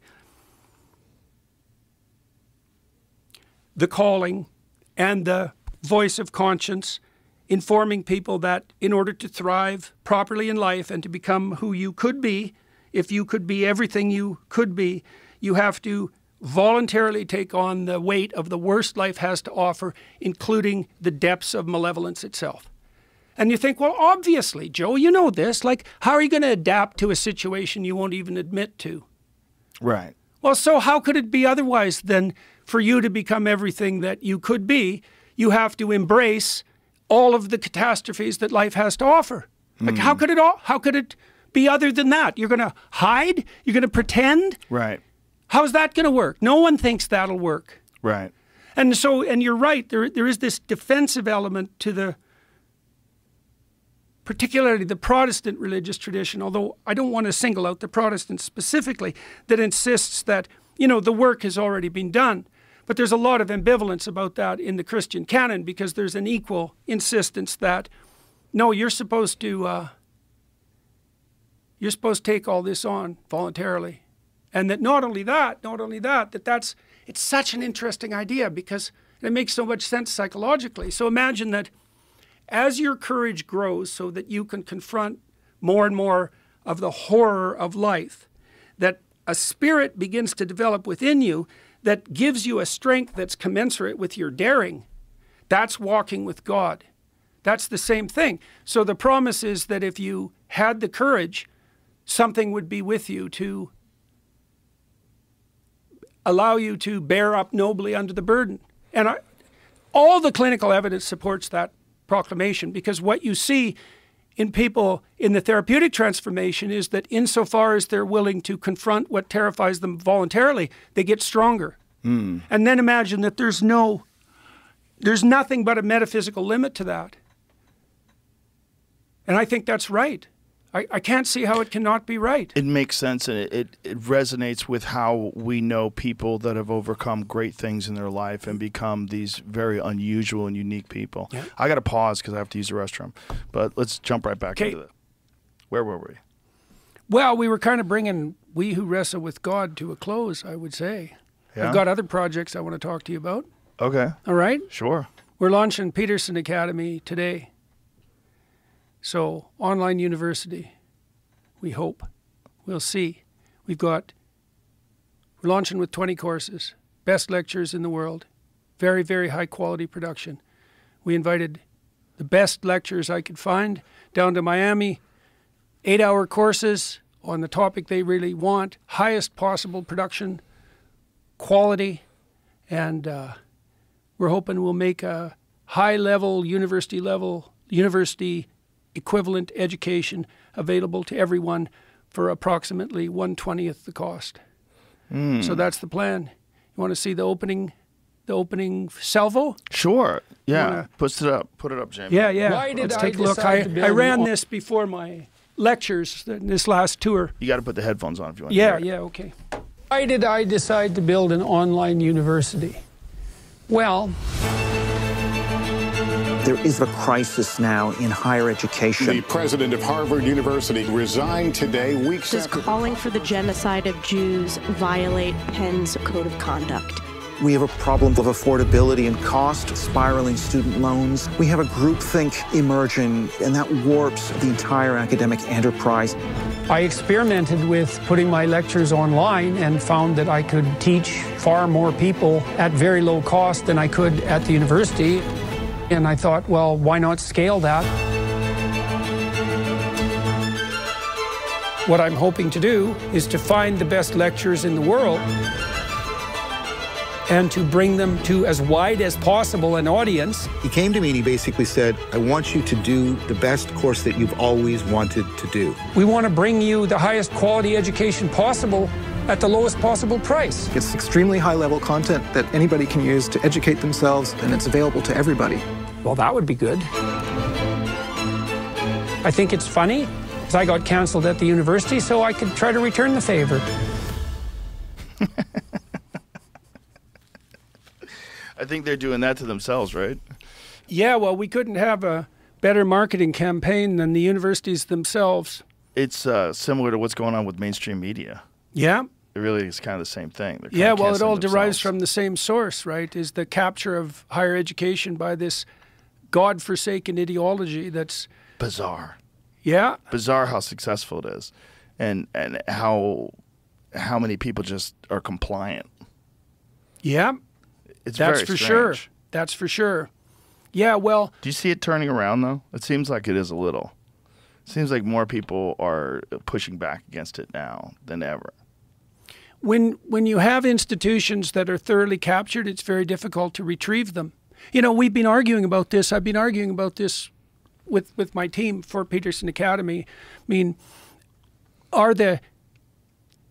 is it possible to rejuvenate the bricks and mortars institutions of higher education? And well, one answer to that is things that are dead rot, and the universities seem to be rotting everywhere. And maybe that's because they're dead. Maybe it's because their time has come. And it could be that that's the case. I mean, I hope not. I loved working at Harvard in particular. It was an amazing institution. I had a very good time at McGill. I had a good time at the University of Toronto. It's a real pain to see these institutions degenerate. But they're ideologically captured. That's not good, and thoroughly. And it's a very rotten ideology. It's the spirit of Cain, the resentful spirit of Cain. It's not good. They're unbelievably expensive. They take terrible advantage of their students. Plus, the average quality of the educational experience is actually very low at most places, not everywhere. Hillsdale College, I think, is a marked exception. But most places, the lectures aren't good. And we're in a situation now, it's kind of like what happened with YouTube in a way. You know, YouTube enabled you, for example, and Spotify as well, to emerge as an independent commentator. And, you know, you've cornered the market in some ways on that. There's no reason the universities could have seen this coming 20 years ago. They could have found their best lecturers, and they could have filmed their courses in the highest possible quality manner and taken advantage of this new communication technology. And they didn't. And that's not a good sign. You know, it's so funny, we bring our professors down to Miami, you know, professors from Oxford and Cambridge, and they're so relieved to come there. And the reason they're relieved to come there is because they're treated badly by their own institutions, these great professors. They're treated with contempt. They're paid miserably. That's especially the case in the UK. All we have to do is appreciate them. I tell the professors who come to Peterson Academy, like, here's the deal. You can say exactly what you want. in exactly the way you want. You can teach what you love. We'll put a studio audience together that actually wants to listen to you. That's the only reason they're there. We'll offer you a financial deal that's better than you can get with any book. We'll give you more reach than you could ever also hope to get with any published manuscript.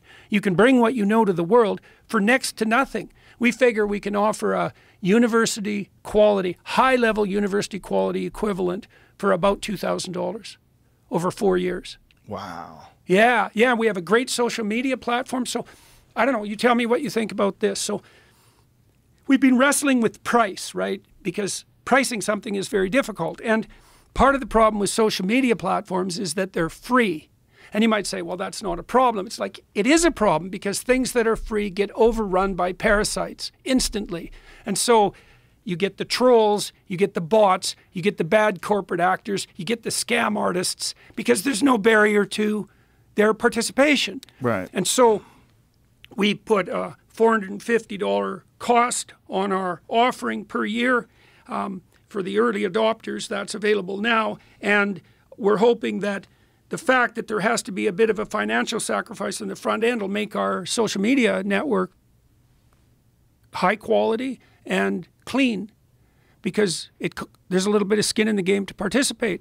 So we've taken the best elements of the popular social media networks and amalgamated that, and we're hoping that we can produce a community of people who are responsible and achievement-oriented and upward striving and intellectually curious, and bring them together so they can form their own communities as well as participating in the lectures. And so I'm extremely excited about this. The courses, we got lucky too, because we set up a production studio in Miami, and we have state-of-the-art film crew and editors. But just when we started to film, the AI illustration capacity came online, and we filmed everyone against a white background. And so we can fill the whole background with imagery and graphs and comments. Can you run a trailer for, just pick one of the courses at random, because this is actually how the courses look. So the trailers are very tightly edited, but so are the courses. And so let me show you one of them so you get a sense of what we've managed to accomplish. Lot of fascinating questions. Where do we come from? Where are we going? What is the universe made of? How can we possibly understand the grand landscape of the cosmos?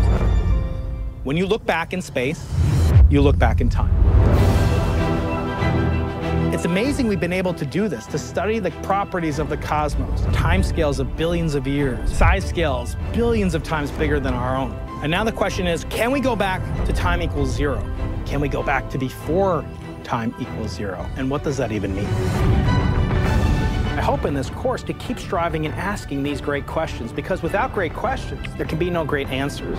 And without great answers, there can be no understanding. Wow. Brian Keating. Fun, Joe. Pretty badass. Yeah, well, and I was so happy when I saw the trailers, because Michaela and her husband, Jordan Fuller, they've been working very diligently on this for about 3 years, and they basically built it from scratch, And I didn't have any idea how the courses would look, because that's actually a pretty difficult thing to pull off. But I'm very happy with the trailers. They're extremely engaging. Every course has its own style sheet, so each course has there's an overarching style to the platform, but every single course has its own illustration, ethos, and quality. Yeah, well, you can see them. Now, would you be, is this just for personal education, or will you be giving degrees?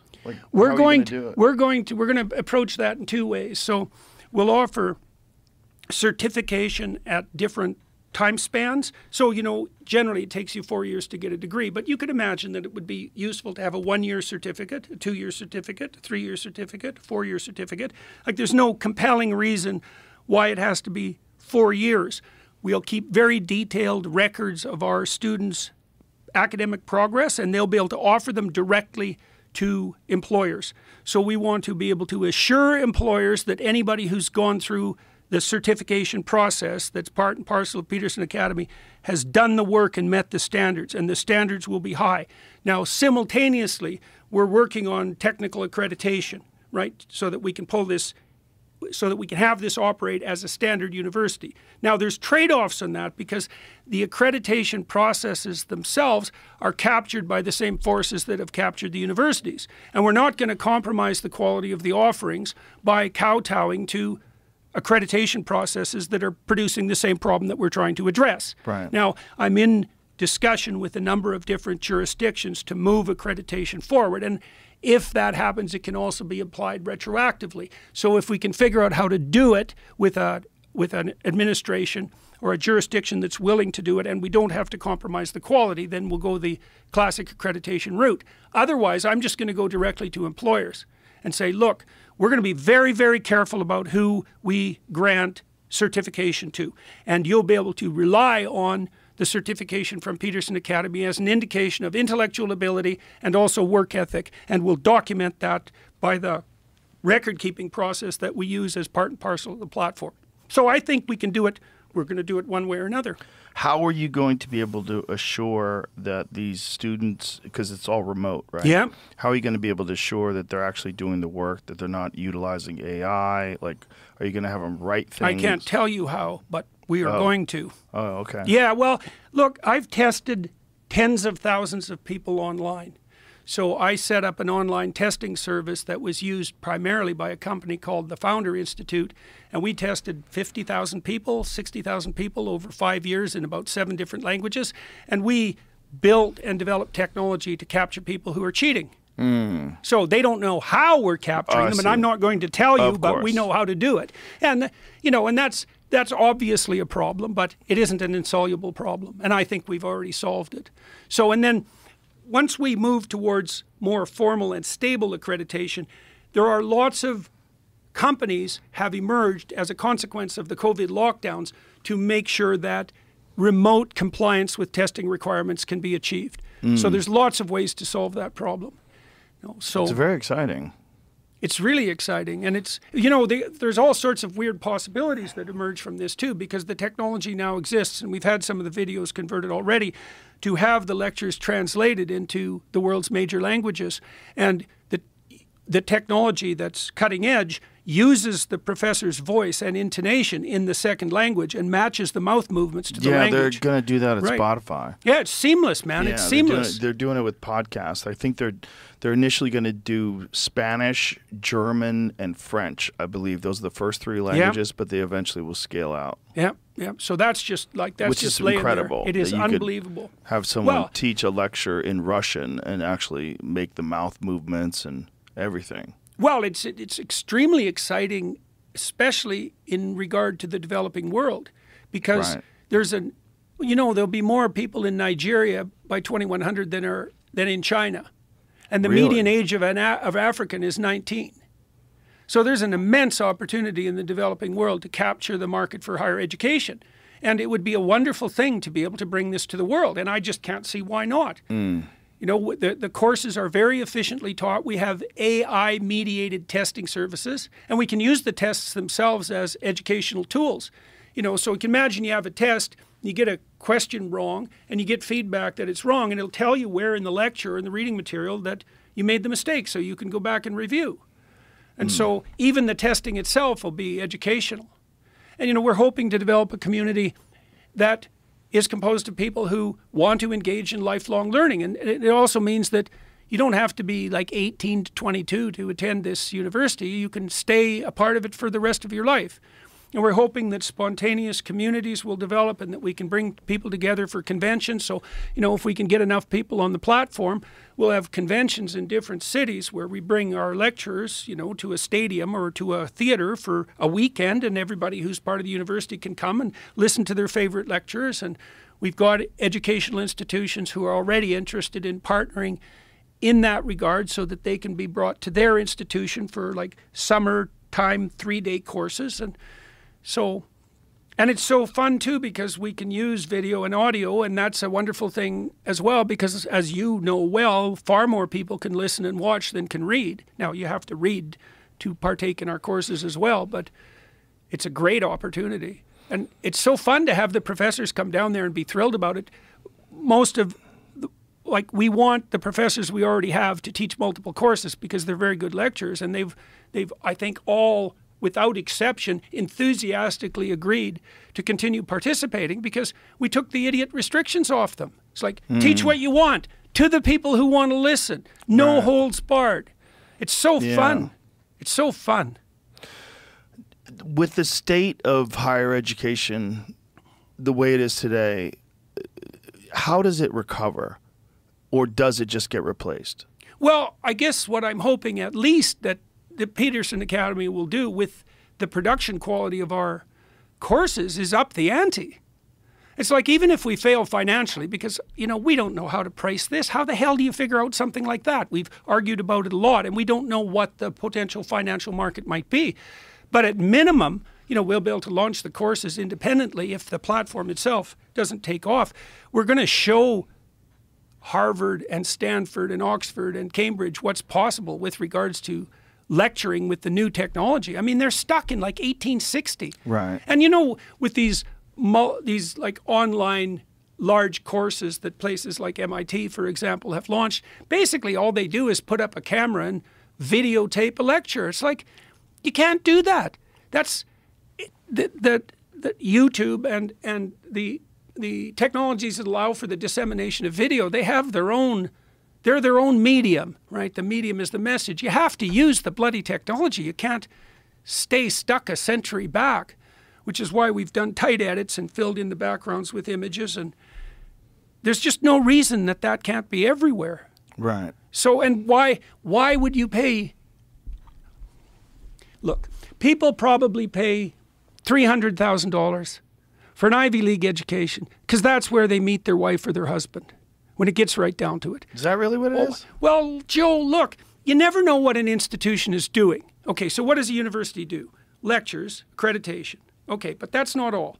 It gives you an identity for 4 years while you sort your life out. It gives you an opportunity to mature away from your parents. It gives you the opportunity to build a new network of peers. Not only living peers, but peers in the historical tradition. And it gives you an opportunity to meet the person that you might be with for the rest of your life. That's a big deal, and it's a selective opportunity because you bring bright kids together who are hardworking and they get a chance to meet each other. That might be the whole value of an Ivy League education. It's hard to specify these things. Now, we're trying to replicate that on Peterson Academy with the social media side. And, you know, that's a new technology and we don't know how it'll work. But the fact that it's selective and it won't be full of trolls and bots and bad corporate actors should mean that people will be able to build social networks that are of high value.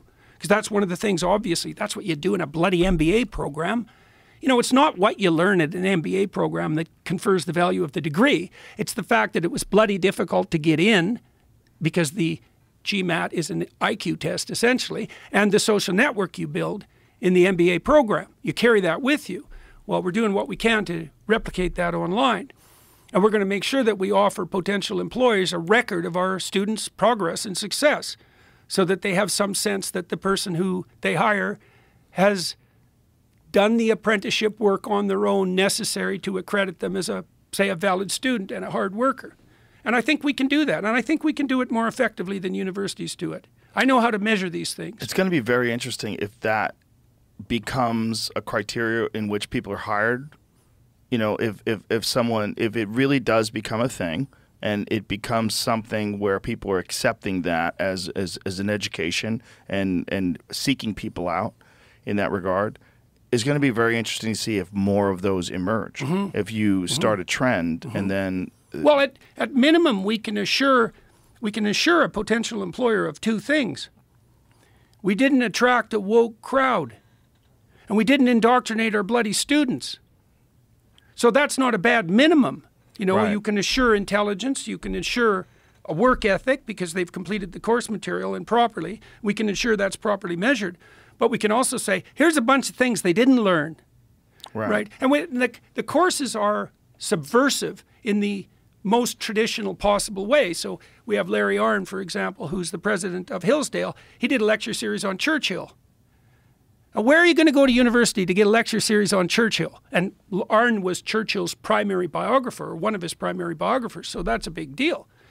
You know, we've got Nigel Bigger from Oxbridge lecturing on the legacy of UK colonialism. Well, you're not going to get that anywhere else. And he's a great lecturer, and he's a brilliant man and very, very courageous. And Larry Arnn is in exactly the same category. So the technology we're using is revolutionary in a variety of different ways. The lectures are high quality, but the whole ethos of the educational offering is completely different than what is on offer, say, at the typical Ivy League. Right. Harvard, for example, which is such a catastrophe. Like, I was there at Harvard in the 1990s. I loved that place.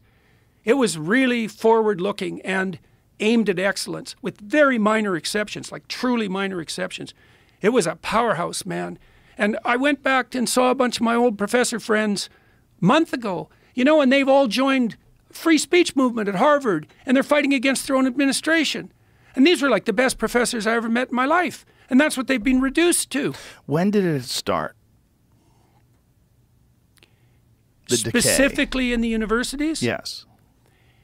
It started with the incursion of, what would you say, a modified Marxism in the 1960s, and then really accelerated in the 70s. It sort of went like this. You know how things fail? Gradually, gradually, gradually, then suddenly. And it hit critical mass in terms of failure probably around 2014, 15, pretty much when things blew up around me. That's why they blew up around me. You know, I mean, and it what was do you so think ridiculous. ultimately caused it to not course correct? What do you think ultimately caused these universities to give in to that? Okay, let's talk about ultimate. So Yeah. let me tell you a story, an old story. So there's a myth from Mesopotamia called the Enuma Elish, which is one of the oldest stories that we have. And let me just lay out the story, because these ancient myths capture the fundamental dynamics of culture. They're winnowed to do that. Okay, so the Mesopotamians believed that the world emerged as the interaction of two forces. We already alluded to them, chaos and order. They had a god of order, Apsu. He was a male god. He's the patriarchy. You can think of Apsu as the patriarchy. And a female god, Tiamat. Tiamat is a dragon, and a dragon of chaos. And the word Tiamat is the same word etymologically as the word tohu vabohu, and that's the chaos that God makes the world out of at the beginning of time in the Hebrew accounts. Okay, so you have Apsu and Tiamat, and they come together. Chaos and order come together, and they produce the first world. And in the Mesopotamian account of things, that's a world of higher order gods. Now, those higher order gods forget their ancestors and go about their business, and they get increasingly fractious and undisciplined and noisy and hedonistic and immature.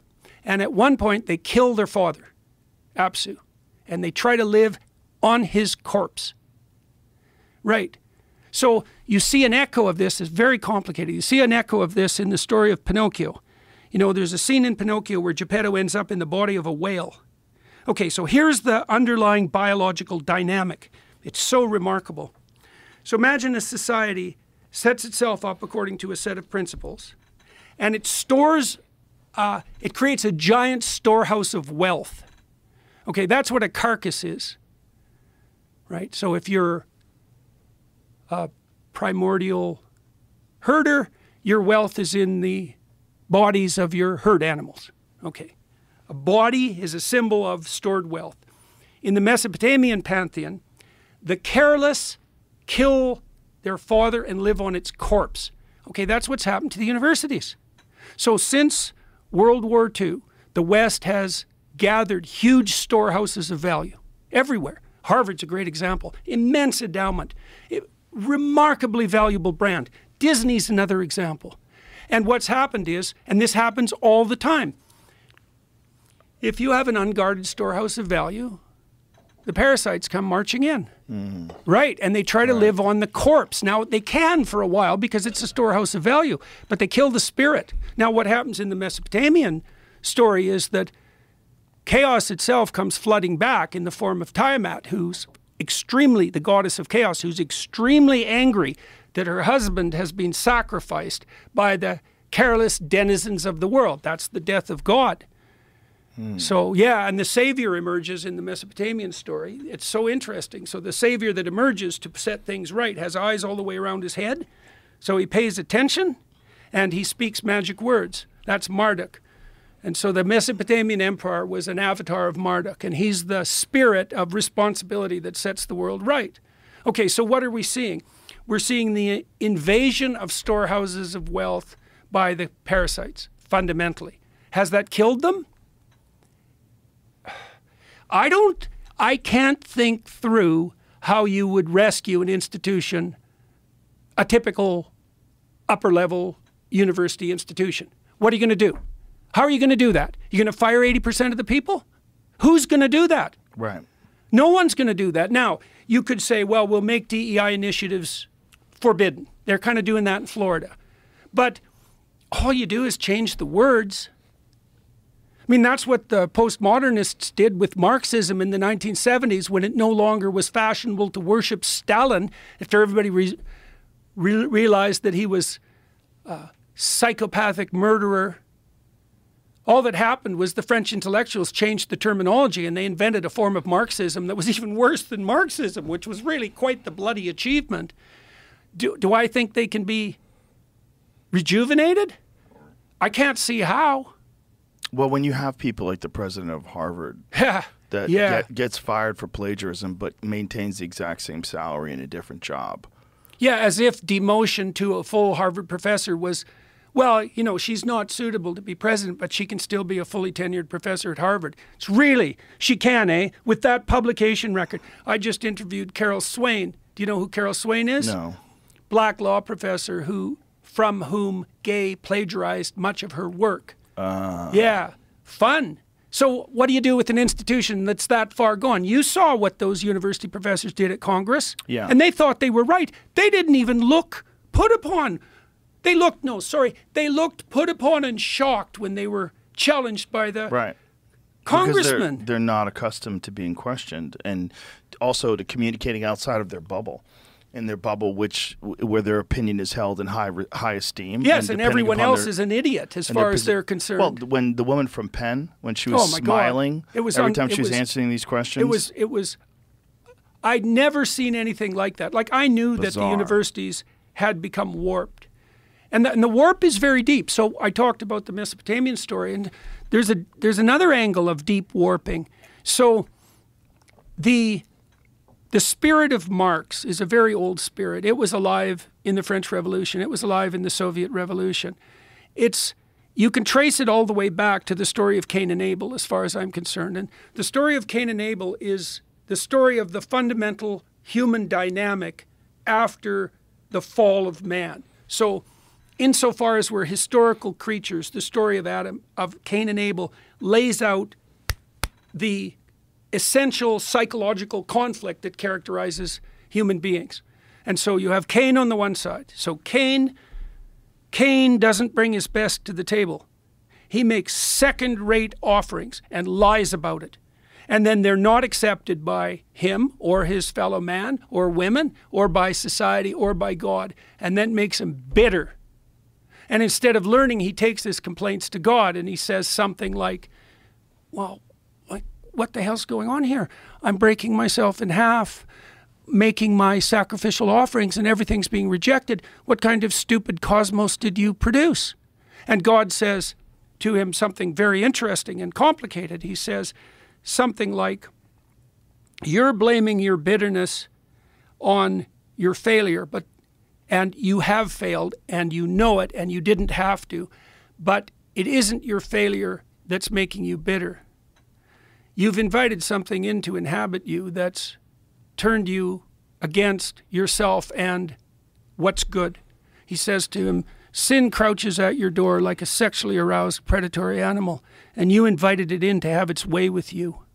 And there's a sexual metaphor there. Oh yeah. That's heavy. It's rough, man. It's rough. You don't get to be a high school shooter till you've had 1,000 hours of brooding over your misery. And so that's what God tells Cain, and that makes him violently angry and murderous. And so he kills Abel. He kills his own ideal. And Abel, you have Cain, who makes poor sacrifices and whines about it. He's the perennial victim, shaking his fist at God and the world, refusing to learn from his experiences. And you have Abel, who makes the right sacrifices and aims upward. That's the pattern. Two spirits. That's the Joker and Batman. That's Lex Luthor and Superman. That's Voldemort and Harry Potter. It's Satan and Christ. Like it's this eternal recurrent pattern. And one of its manifestations is Marxism, and another one of its manifestations is postmodernism. And so this is a very old story. It's a very old story. And you can understand Keynes' point, you know, because people do break themselves in half in life trying to struggle forward, and they're not successes in their own eyes, and they're rejected by other people, and it undermines their faith in being itself. You can understand that. But you're called upon to bring your best to the table no matter what happens to you, and to maintain your faith and your courage, and to aim up. There's no excuses. Your past trauma, there's no excuses. Doesn't matter what it is. And so there's this battle. And what's happened in the universities is the universities have been captured by the resentful spirit of Cain.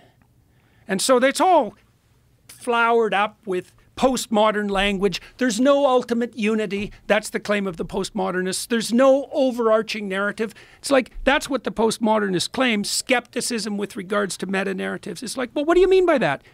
You mean that everything culminates in disunity? That's your theory of being? So how the hell do we come together as a society then? And around what? Well, everyone goes their own way. Yeah, that's called war. So is there a higher unity in which everything participates or not? Well, the postmodernists is like, no. It's like, have it your way. Nihilism, disunity, anxiety, hopelessness, social disintegration, conflict. That's that pathway. And that's just where it starts. That's the optimistic view. So we're trying to present at Peterson Academy and in the other enterprises that I'm engaged in, we're trying to present a unified underlying vision and a traditional unifying underlying vision. And I think that it's understandable, what we talked about in the first part of this interview. Like, once you understand that sacrifice is the basis of community, and once you understand that there's a ultimate form of sacrifice, and that's what's demanded of you if you're going to strive upward, then the contours of the religious story that undergirds the West fall into place. And that's a very remarkable thing to observe, and I think that's going to happen. I think we're at the end of the Enlightenment, and something new is striving mightily to emerge.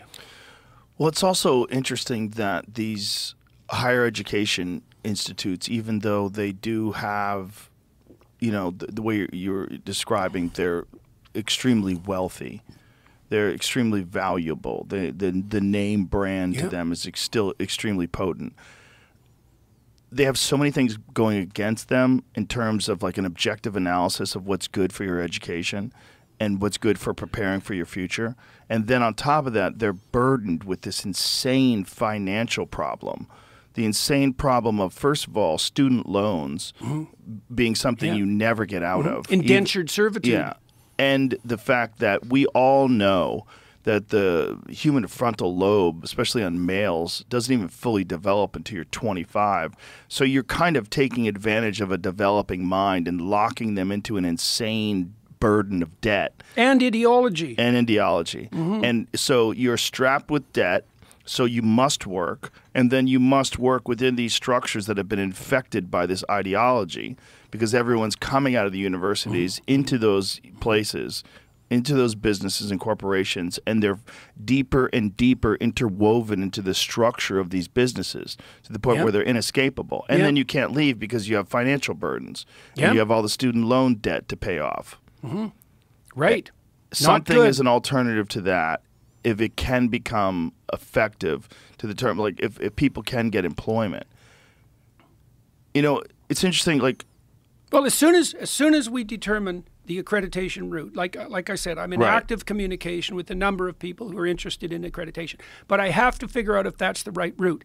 If it isn't, I'm going to work directly with interested employers to make sure that what our students obtain as a consequence of going through the Peterson Academy process is recognized by them as a marker of a high-quality applicant. Yes. And I I know that that problem is solvable because I know how to do that. Well, there's a lot of employers now that are kind of discounting the ideas of degrees. And Elon is a big one of them. Yeah. There's absolutely. There's quite a few people that, like, you shouldn't dismiss someone as being qualified for a certain position just because they've gone through some very formal process. Not if the formal process isn't predicated on general cognitive ability and conscientiousness. Right. If it's predicated on bullshit and a grift, which a lot of it is. Yeah. What do you think is going to happen with society in general with the implementation of AI and the inevitable erosion of jobs? I don't know if the erosion of jobs is inevitable. No. You know, well, we've thought that before. Well, first of all, the first thing I would say is, like, all bets are off. Right. All bets are off. Right. We're going to have hyper-intelligent AI within 5 years. In Probably fact, earlier. we already have it. Well, I'm being pessimistic. Right. I've used ChatGPT and Grok and some systems that my colleagues have developed for. We built our own large language models in-house.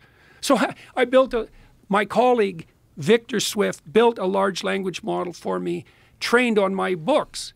And I used it to help me write this next book, because I could come across biblical passages that I couldn't understand, and I could ask this AI system for a first pass interpretation, and it could do a good job. Wow. And we're going to release that along with the book. Yeah, so that was really something. And I'll tell you, ChatGPT and Grok were unbelievably useful as research assistants. So they're about as smart as high-end undergraduates. They lie a lot, and you have to corner them like mad to get them to provide you with information that's valid. What have you found them lying about? Oh, they make up references that don't exist. So, for example, for ChatGPT, about a quarter of the academic references it produces for you don't exist. What? Yeah. Well, it doesn't know. Like, it will produce a reference for you that's completely plausible, except that it doesn't exist. So, if I ask ChatGPT a question, it'll answer and it'll give me the references because I asked for the references. Then I have to go and look up all the references and read them, first of all, because you're supposed to read the things you refer to. But also, I have to make sure that it's not, wandered off into some hallucinatory pathway. But that'll be taken care of in no time flat, as far as I'm concerned. And Musk has already got plans to do that. So what will the addition of these AI systems mean to us? God. Well, I talked to Elon about this when we had our interview, and it's going to depend to some degree, Joe, on how we train the damn things. So there's this problem called the alignment problem. That's how the engineers describe it, which is, how do we know that these AI systems will have human interest in mind? And you think, okay, how do we make machines that have human interests in mind?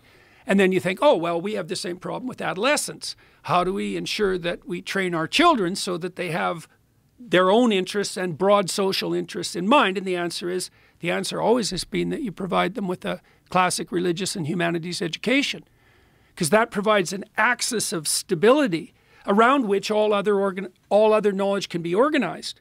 Now, the problem with the large language models at the moment is they're hyper-trained on modern text, and so they're ideologically addled and woke. And so we've been experimenting with training LLMs on a more classic basis. So we trained one on the King James Bible, and we haven't released it because I don't know what to think about it. It's like, you can ask the King James Bible a question.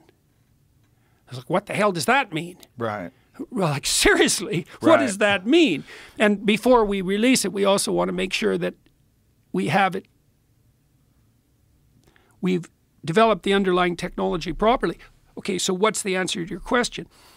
What AI will do will depend on the intent of the people who design it. Here's a terrifying thing. You tell me what you think about this. Okay. All right, so your thoughts are orienting phenomena. So you think so that you can lay out a pathway to a desired destination. And then you can evaluate the thought to see if that's a good strategy to get there. Okay, so there's an implication that comes along with that. A thought enters the theater of your imagination in relationship to your goal. So you can formulate that in religious language. The spirit that answers your prayers, the nature of the spirit that answers your prayers will be dependent on the nature of your prayer. Yeah, that's for sure. Right. Yeah. So imagine that you're harboring feelings of resentment and bitterness as you're plotting your economic pathway forward. And so you're trying to think about what you should do, but you have the spirit of resentment and bitterness sitting on your shoulder. The thoughts that enter your mind are going to be a consequence of your possession by that bitterness to the degree that you've allowed it to shape your goal. So here's a corollary of that. This is stunning. It's a stunning thing to understand. If you orient your aim upward in the highest manner, the spirit that informs your thought will be the spirit of the highest possible aim. And God, that's something to know, man. So that's what a religious practice, a fundamental religious practice is for. It's like, get rid of the corrupt motivation. Get rid of it. Get rid of it. Pray for the salvation of your soul, that you're aiming right, because your aim is going to determine the content of your thoughts. And that is how it works technically. That's how it works neuropsychologically. Your thoughts are the handmaiden of your aim. Right, which is why we're always worried about sociopaths, because they never abandoned that corrupt motivation. Yeah, well, they're basically, the best way to think about the narcissists and the hedonists and the histrionic types and the borderlines and the antisocial personalities is that they never matured cortically. So like children come into the world in a way as a bundle of competing subcortical motivations, right? And they're very powerful motivations. Anger, for example, you watch a 2-year-old have a temper tantrum, it's quite the show. And they want short-term immediate gratification. Now what happens as your cortex matures, you transcend those lower order instinctual motivations, that would be the Freudian id, and you start to regulate your behavior in relationship to your own future. So you stop doing stupid, pleasurable things in the moment that will compromise you, and you start to be able to incorporate the views of other people. That's how kids at 3 start to develop the ability to have friends. And the more sophisticated you get, the more other people and their perspectives are part of your perceptions, and the more the future is taken into account in your actions. And the cortex is actually there so that that can happen. And it has to happen in a social context because you have to pick up the society of your peers, obviously. And so conditions like psychopathy, or even power seeking for that matter, are conditions of radical immaturity. And so that's how you explain their emergence. And one of the things that's interesting about that is it provides a very powerful argument against moral relativism. It's like there's a real difference between maturation and immaturity. Maturation is productive and sustainable, and immaturity is divisive and destructive. And there's no ifs, ands, or buts about that. Right. And so, see, it's a different view of mental health, because the classic therapist-produced view of mental health is that mental health is sort of inside you. You know, it's in your psyche, it's in your mind. But it's not. Like, your mental health is the harmony of your existence in relationship to the future and other people, right? And that sense of well-being that can infuse you if you get the balance right isn't a reflection of the proper structuring of your function of your mind or your brain. It's a phenomena that emerges when everything is in its proper place and operating harmoniously. That's what you experience in music. Like, music represents that. Everything in its proper place. That's what Adam is called upon by God to do in the story of Adam and Eve. To subdue the world. Subdue. Everything in its proper place so that the whole structure operates in a harmonious manner.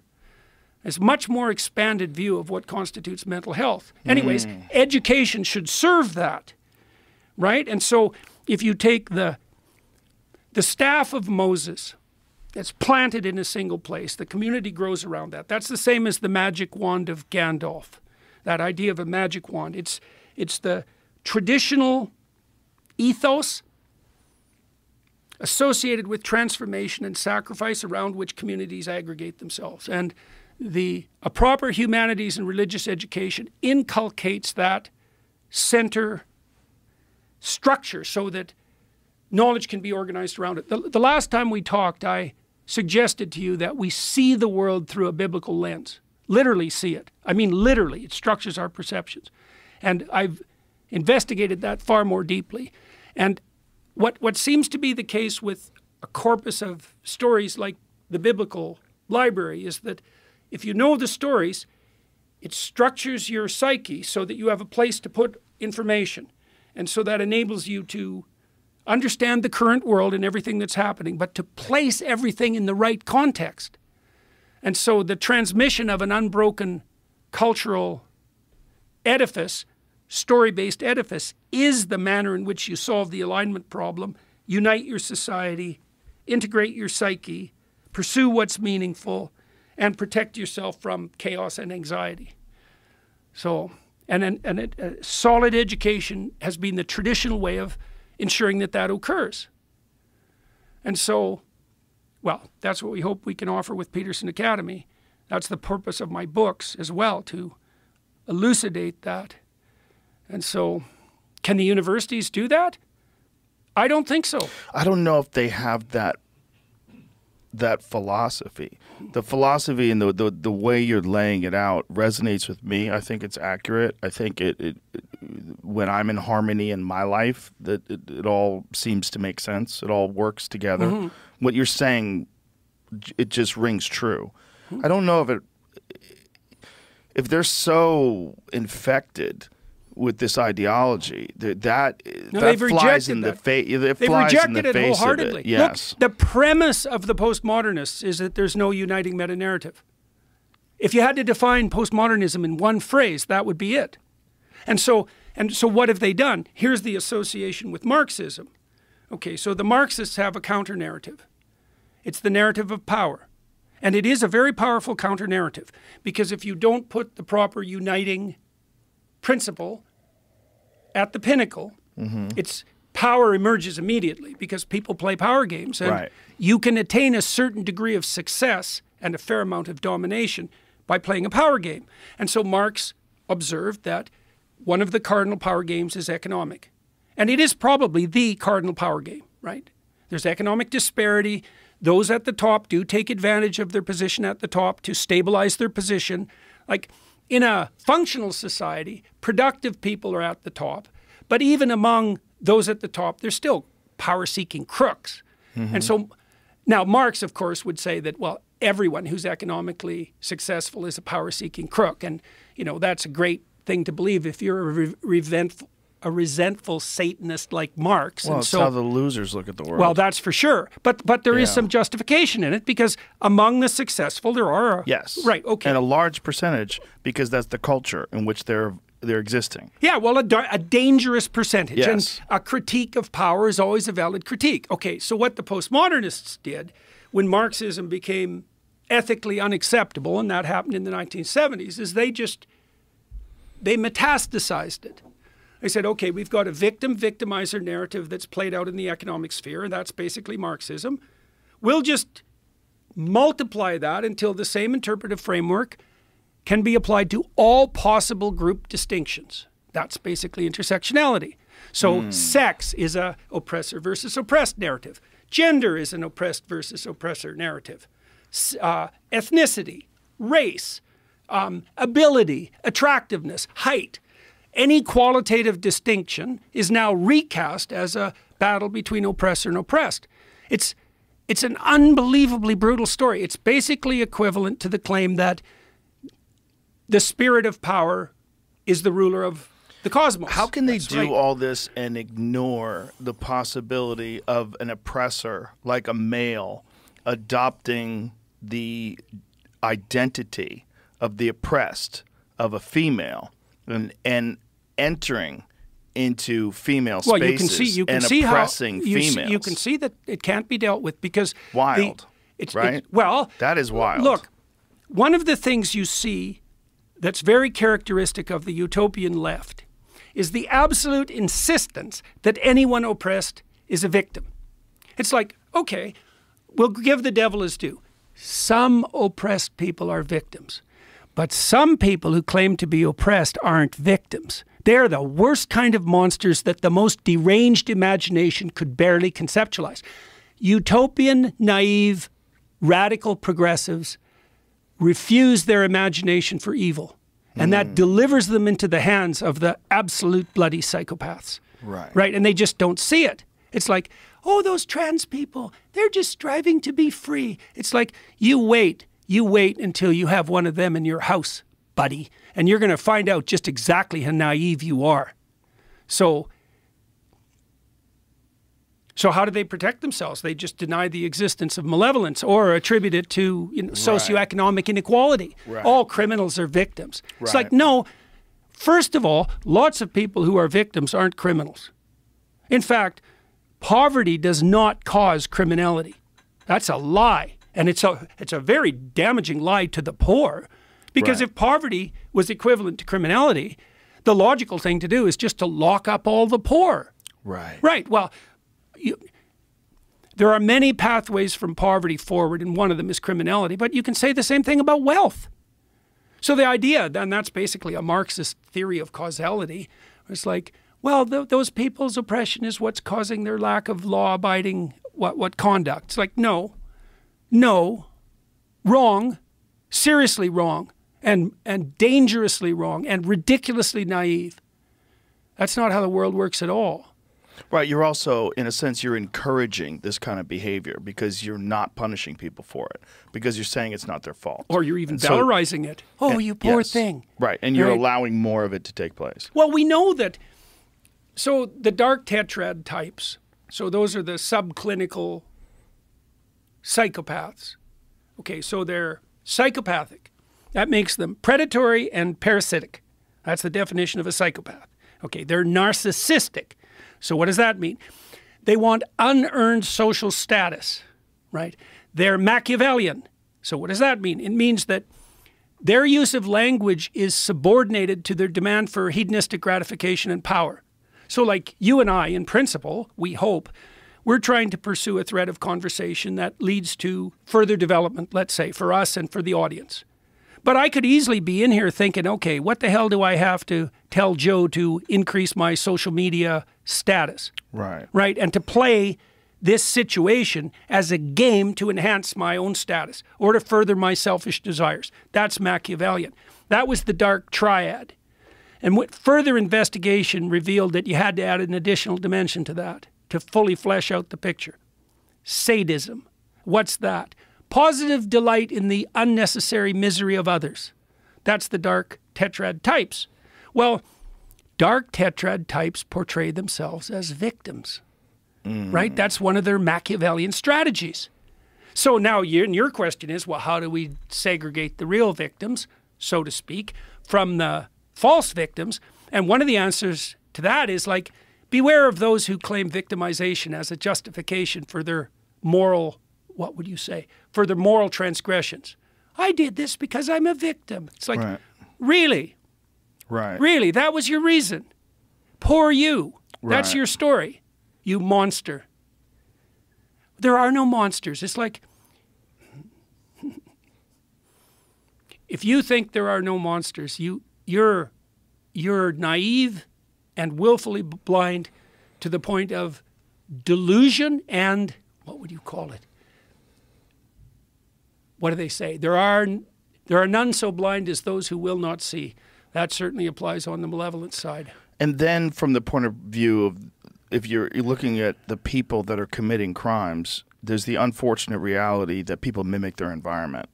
And if you grow up in an environment where there are no positive role models and you see nothing but rampant crime around you, even good people go down bad paths. You get, okay, so antisocial personality is somewhat heritable. There is some familial transmission. There is a role played by fatherlessness in particular. And that's perhaps because fatherless boys tend to turn towards a gang orientation, and the gangs of adolescents have a short-term time horizon. So they future discount badly, and that produces a proclivity for short-term gratification, and that includes like idiot criminal behavior. Yeah. So what you need in a father, you need someone who encourages intelligent, upward-aiming sacrifice and an orientation towards others and future development. Right? That's what the spirit of the father really does, is that encouragement. So, and that, what? Reward for delay of gratification. So that's another indication of the relationship between, say, upward striving, moral orientation and maturity. If you're mature, you can delay gratification.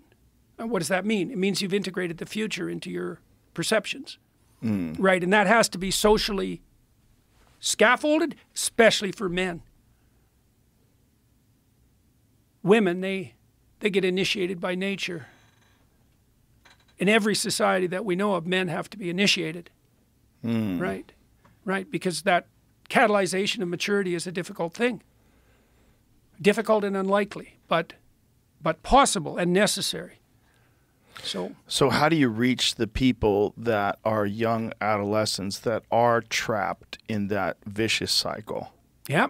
Well, I think I can tell you the answer to that. You know, a lot of young men have been watching and listening to the sorts of things that I've been writing about and producing. And every time someone comes up to me and tells me that reading, say, 12 Rules for Life had helped them, I ask why. It's like, okay, good. What changed? And the overwhelming pattern of response is something like, I started to understand the necessity of responsibility. Now, you might then ask, well, you hear from your parents, in principle, you hear from the school system, although that's probably gone, that, you should grow up and be responsible. Why did it make a difference? Why did it make a difference to you to read that in what I wrote? And I think the answer is I didn't take the standard conservative approach. I didn't say you should, you must, you ought, even though those things are true. I said there's no difference between responsibility and adventure. That's a killer thing to know. The heavier the responsibility, the more profound the adventure. And so everyone knows that, but it's not catalyzed, eh? Right. So I just watched The Hobbit a while back, classic adventure story. And of course, it's Bilbo, to begin with, it's Bilbo. He's this little hobbit, right? Sort of like Abraham. He's living his comfortable life, and the wizard comes along and says, it's time for you to develop your shadow side, because, of course, he becomes a thief, and to go on your adventure. And he agrees to do that, and it's a weighty adventure. He has to contend with the ring of power. Right, that's the ultimate in temptations. That's the temptation that Christ is offered by Satan in the desert, the temptation of power. And that's the temptation that Bilbo has to contend with. Well, he has this adventure. Well, what's the adventure? It's responsibility. He has to carry that ring. And it is one of the rings that unites everything, power. It's just the malevolent ring that unites everything. And so I've been suggesting to young men in particular, it's like, you want to get your life together? Take the path of maximal responsibility. Not because you should, even though you should. That's not why. It's because that's the pathway of maximal adventure. So you say, well, what's the meaning of life? It's like, it's the meaning that reveals itself when you take the pathway of maximal responsibility. That's exactly the message of the crucifixion. That's precisely the message. Pathway of maximal responsibility. And that's a terrifying thing. There's no difference between that and the dragon and treasure stories that are, unbelievably archaic. The greatest possible treasure is to be found where the danger is most intense. Right. Yeah. Always. Right. The dragon guards the gold. Always. Right. Well, and so one thing to know is that if there's a dragon, there's a treasure somewhere. Really? Right. Really? Right. My family and I have really learned this in the last 6 years because we were subject to continued and assaults in the public sphere that were designed to be deadly. And what do you mean by that? Designed to be deadly? Oh, interviews with journalists in particular, snake journalists whose every single utterance is designed to entrap the person being interviewed into saying something that will devastate their reputation personally to enhance the status of the interviewer. Like the Kathy Newman conversation. Well, Kathy at least had a bit of a sense of humor. But Helen, the intent. Oh, yeah, the intent. That's the serpent, man. Yeah. That's the intent. It's like, well, Nellie Bowles, who interviewed me for the New York Times, now part of the Free Press, she admitted that. She said that her job at the New York Times, like the job of many of the reporters, was to find someone demolish their reputation by any means necessary and elevate their status in consequence. Wow. Yeah. What a terrible job. Brutal. Isn't it terrifying that's the old gray lady? That's the most trusted and respected source of news, and that their intent was just to destroy? Yeah, it wasn't something. The news. It wasn't real journalism, the nuanced various elements of what a human being is. The pros and cons, the goods, the bads, the ugly, the battle that they have. Not that. No. No. Not an accurate assessment, not an objective analysis of the person. Just pursuit of status. Yeah. Well, that's part the of danger is that people know that now, and people know who's doing that now, and then they go after them. And you see that now. Yep. And journalists say, oh, it's attack on journalism. Yeah, like, right. no, you're not doing journalism. You're doing hit pieces. And you're doing it under the guise of journalism. But it's not journalism. It's kind of evil. Yeah. It's kind of fucked up. Yeah, kind of. I've seen quite a bit of it where I'm like, especially with people that I know the actual story and what was really going on behind the scenes, I was like, this is maddening. This is wild. Well, we started to learn after this had happened 2 or 3 times, like there's a kind of a process, because you're exposed to that, and then there's an intermediary period where it looks like it might succeed. And that's very stressful. Right. That's usually when people come out with their apologies. Right. Because they're just terrified. They're going to lose. Well, I did lose my job, and I lost my clinical practice. Right. Right. So, like, the costs are real. So your situation in Canada was that they wanted you to sign up for re-education. Oh, no. That's already, that's the plan. Right. I couldn't sign up. They said already that I have to do that. Right. But we have an appeal in at the moment that's blocking it. And this is all just, what it affects is what in Canada? What is it? I wouldn't, if I don't undergo the re-education process successfully, they'll suspend my license and, well, also say why. They'll say, well, Dr. Peterson is uneducable. He's unprofessional. He's violated the ethical tenets of his profession. Right, just because you have a different perspective on things than they do. No, it's because I'm actually telling the truth that clinicians bloody well know and are too cowardly to admit. So, they went after me for 4 reasons, probably. One of them was the entire transcript of the last conversation I had with you. Whoops. Right, that was submitted as a complaint because I was talking about the climate lies. They went after me because of the comments I've made about the trans butchers and liars, the surgeons and the therapists who are enabling them. That's a major part of it. They went after me because I went after Trudeau and his former chief of staff. And what else? Those are the major 3. There's probably 4 complaints aligned with each of those dimensions. And so that's cost me about $1 million in legal fees so far. So it's a very hard battle to fight. It's very annoying because the accusations continue to flow in, even though that's a choice of the college. And I've already been sentenced to re-education of indefinite duration, right, till they're satisfied that I've learned whatever the hell lesson I'm supposed to learn. So that the only reason that isn't happening is because we now have an appeal in front of the Supreme Court in Canada. And so I don't think it'll succeed, but we'll see. Is it important to you to maintain your license, or is it important to you to win this? It's important. There's 2 things that are important to me, likely. One is I'm not going to let a pack of ideologically addled moralists, lying moralists who are facilitating the butchery and sterilization of children take away my license, not without a war. So that's one thing. The second thing is I'm in a prime position in Canada to undertake this battle against the woke licensing boards because I have the money, and what the hell are they going to do to me? I'm not practicing. Right. They can't take away my income, and Right. likely they can't blacken my reputation except among those who are willing to assume that the licensing colleges are playing a straight game. So really there's nothing they can do to me. Plus, if it was only a personal thing, apart from the fact that I'm not letting my license be taken by a pack of intellectually addled hypocrites, I don't really, there's a part of me that's deeply ashamed to be a psychologist at the moment. I'm so appalled by my compatriots. They know that this gender dysphoria pathology is a lie. They all know it.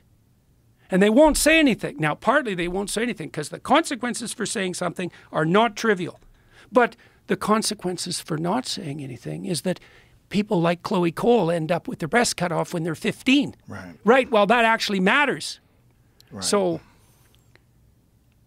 practically speaking, in a sense, the battle doesn't mean anything to me because I'm fighting to remain a member of a club that I don't really want to be part of.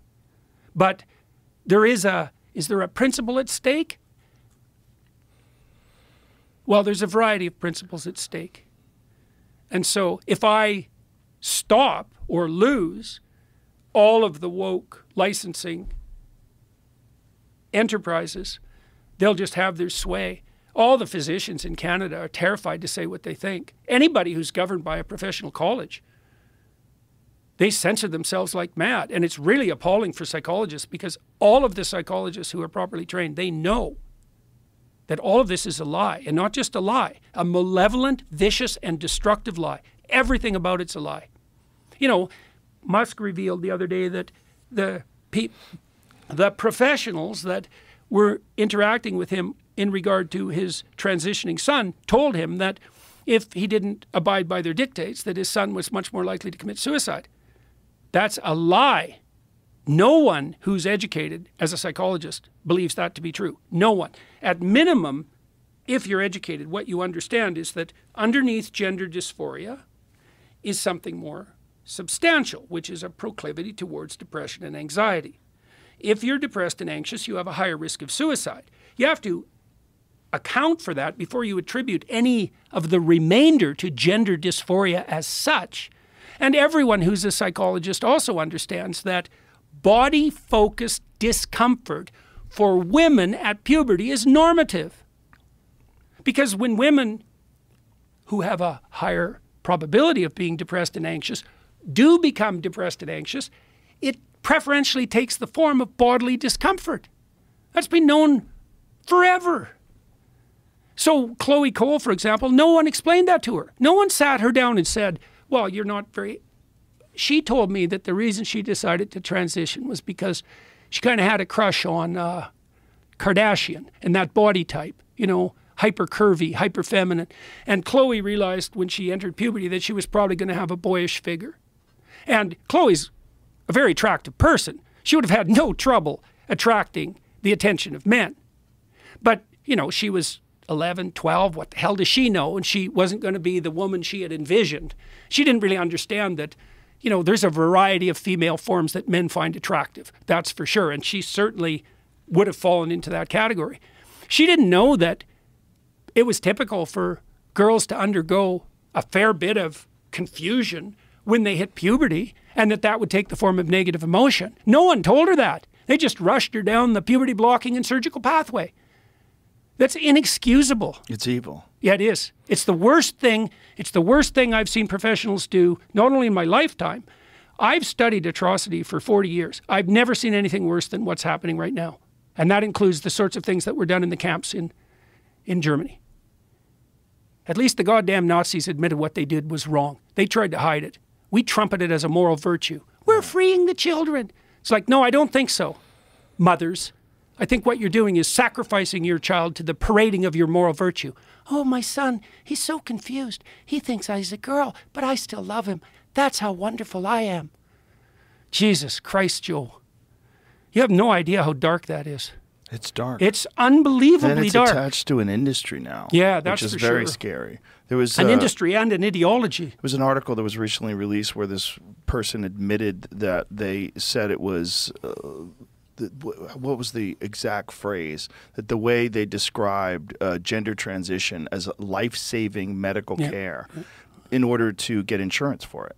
Yeah. Because otherwise insurance won't pay for it. So they were willing to describe it in that way to ensure that people would profit off of it, which is wild. It's terrifying. And it's so strange because I never would have believed that this could happen. If Well, you had and- asked me 20 years ago if this was going to be a main concern, that people were worried about their children being roped into this ideology and convinced that they're And then authentic sterilized and self- mutilated. Yes, exactly. Yeah. Yes. I know. Well, it's no wonder people see. Even Michael Schellenberger, who broke the WPATH files, when we talked about the role the WPATH played in establishing their own ideology-addled butchery as the standard of care for the American Medical Association, the American Psychiatric Association, the American Psychological Association, Schellenberger said that after he had listened to Abigail Schreier and I talk about this trans mutilation, he was so appalled that he literally couldn't believe it. He just shelved it. He said, there's no way this can be true. And I can understand that because the more you look into it, the worse it gets. Right. It's unbelievably bad. These surgical procedures are so brutal and so experimental that they're I'm going to say it again, they're worse than what the Mengele types did in the concentration camps in the 30s and 40s. And that's a pretty goddamn low bar. And it's no wonder people don't want to believe it. And people say, the lefties I've talked to, the centrists, well, it doesn't happen very often. It's like, oh yeah, how often is too often? Like once is too often. And it's not once. That's for sure. No, it's happening policy. a lot. In Yeah. fact, you're punished by your governing boards if you don't go along with it. And what about the recent law that they passed in California where the schools don't have to tell the parents that the child has transitioned at school? They hide that information from the parents. Well, they're just letting those children be free, you know, those ignored children But it's who just- are looking desperately for a pathway to, what would you call it, inclusion and celebration. Oh, you're so brave. And then they're encouraged. That's and for then sure. They're given positive feedback. Yes, which definitely. is a real thing. Especially if they're alienated kids to begin with Yeah. and who are unsettled in their identity. Yeah. Right, and aren't being guarded by anyone and are vulnerable. Right. Right. Right. Right. And Oh, the- yeah. And the parents are indoctrinated into this Oh, whole and- woke or ideology terrified. as well. Or terrified. Right. Yeah. Indoctrinated, or the Munchausen by proxy types who get off on the fact that they have a child that's such a burden, but are still really, you know, what would you say, bearing up nobly under the weight. And that is a very dark inclination that is well documented. Yeah, well, that's the devouring mother for Yes. you. That was what Freud warned about back in like 1880. Yeah. She's a little too close. You remember the witch in the Hansel and Gretel story? Mm-hmm. Yeah. Gingerbread house. That's a little bit too good to be true when you're lost. What's Yeah. inside it? The witch that wants to fatten you up for her own delectation. That's Yeah. the devouring mother. That's the maternal instinct gone mad, right? Everything good has the potential for pathology in proportion to its goodness. So Lucifer is the intellect gone mad, right? The devouring mother is the mother who's a little too close to her kids, right? Yeah, a little too close. Jesus, brutal, Joe. It's just brutal. so stunning how widespread it is. At least the UK is pulling back Yeah. from this stuff, but they have socialized medicine, so they actually have to go on data, and Canada hasn't pulled back. which is wild. Yeah, and But I think that's entirely Trudeau. predictable. Yeah. Yeah, most of the European countries have woken up, but I don't think it's going to slow it much because there's a huge underground market in puberty blockers. You know, I've talked to experts who figure that the ratio of people on black market puberty blockers to medically prescribed puberty blockers is at least 10 to 1. Oh, God. So they're just self-administering this Yeah, stuff? right. Oh, God. And it's essentially chemical castration drugs that they used to use on pedophiles. Yeah. Oh, God. Yeah, that's for sure. That's what it is. And when you tell people that and they deny it because they don't know and then they find out, it is so stunning. They also don't want to know. Right. And no wonder. Yeah. Anyways, that's why we're trying to educate people. Well, Jordan, I'm very happy you're doing this. I really am. It looks amazing. I think it's fantastic. I'm going to try some of them. I'll try some of your courses. It looks exciting. Yeah. Well, do you want to go down a bit and I'll show you some of them. You So need we've to got introduce- Brett and Heather Weinstein. So that's fun. Jonathan Pageau on symbolism and Christianity. That's excellent. James Orr, he's from Cambridge, lecturing on Plato. Marion Tupy on the economics of human flourishing. That's a very optimistic course. There's Brett and Heather, evolutionary inference. And is this available currently? It's up now, man. It's up now. Yeah. Yeah, The Greatest Leaders of History. That's a great course. That's very inspiring. John Vervaeke, I really like John. He's so damn smart.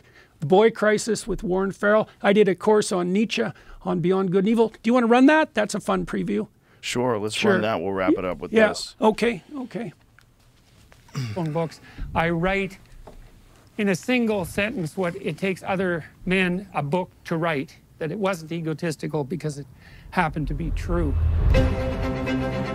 Beyond Good and Evil is a cardinal work, a prodroma to the entire intellectual and political history of the 20th century. Brilliant, romantic, insightful, deep, psyche-shattering, dancing bit of literary genius. He's had a remarkable impact on thought over the last 140 years. It's reasonable to say that he philosophized with a hammer because his thought is extraordinarily condensed. To read Nietzsche is daunting psychologically. He's like a motivational speaker. He's practical in a way that philosophers seldom are. Nietzschean philosophy is a call to arms. To familiarize yourself with him is to arm yourself against a sea of troubles.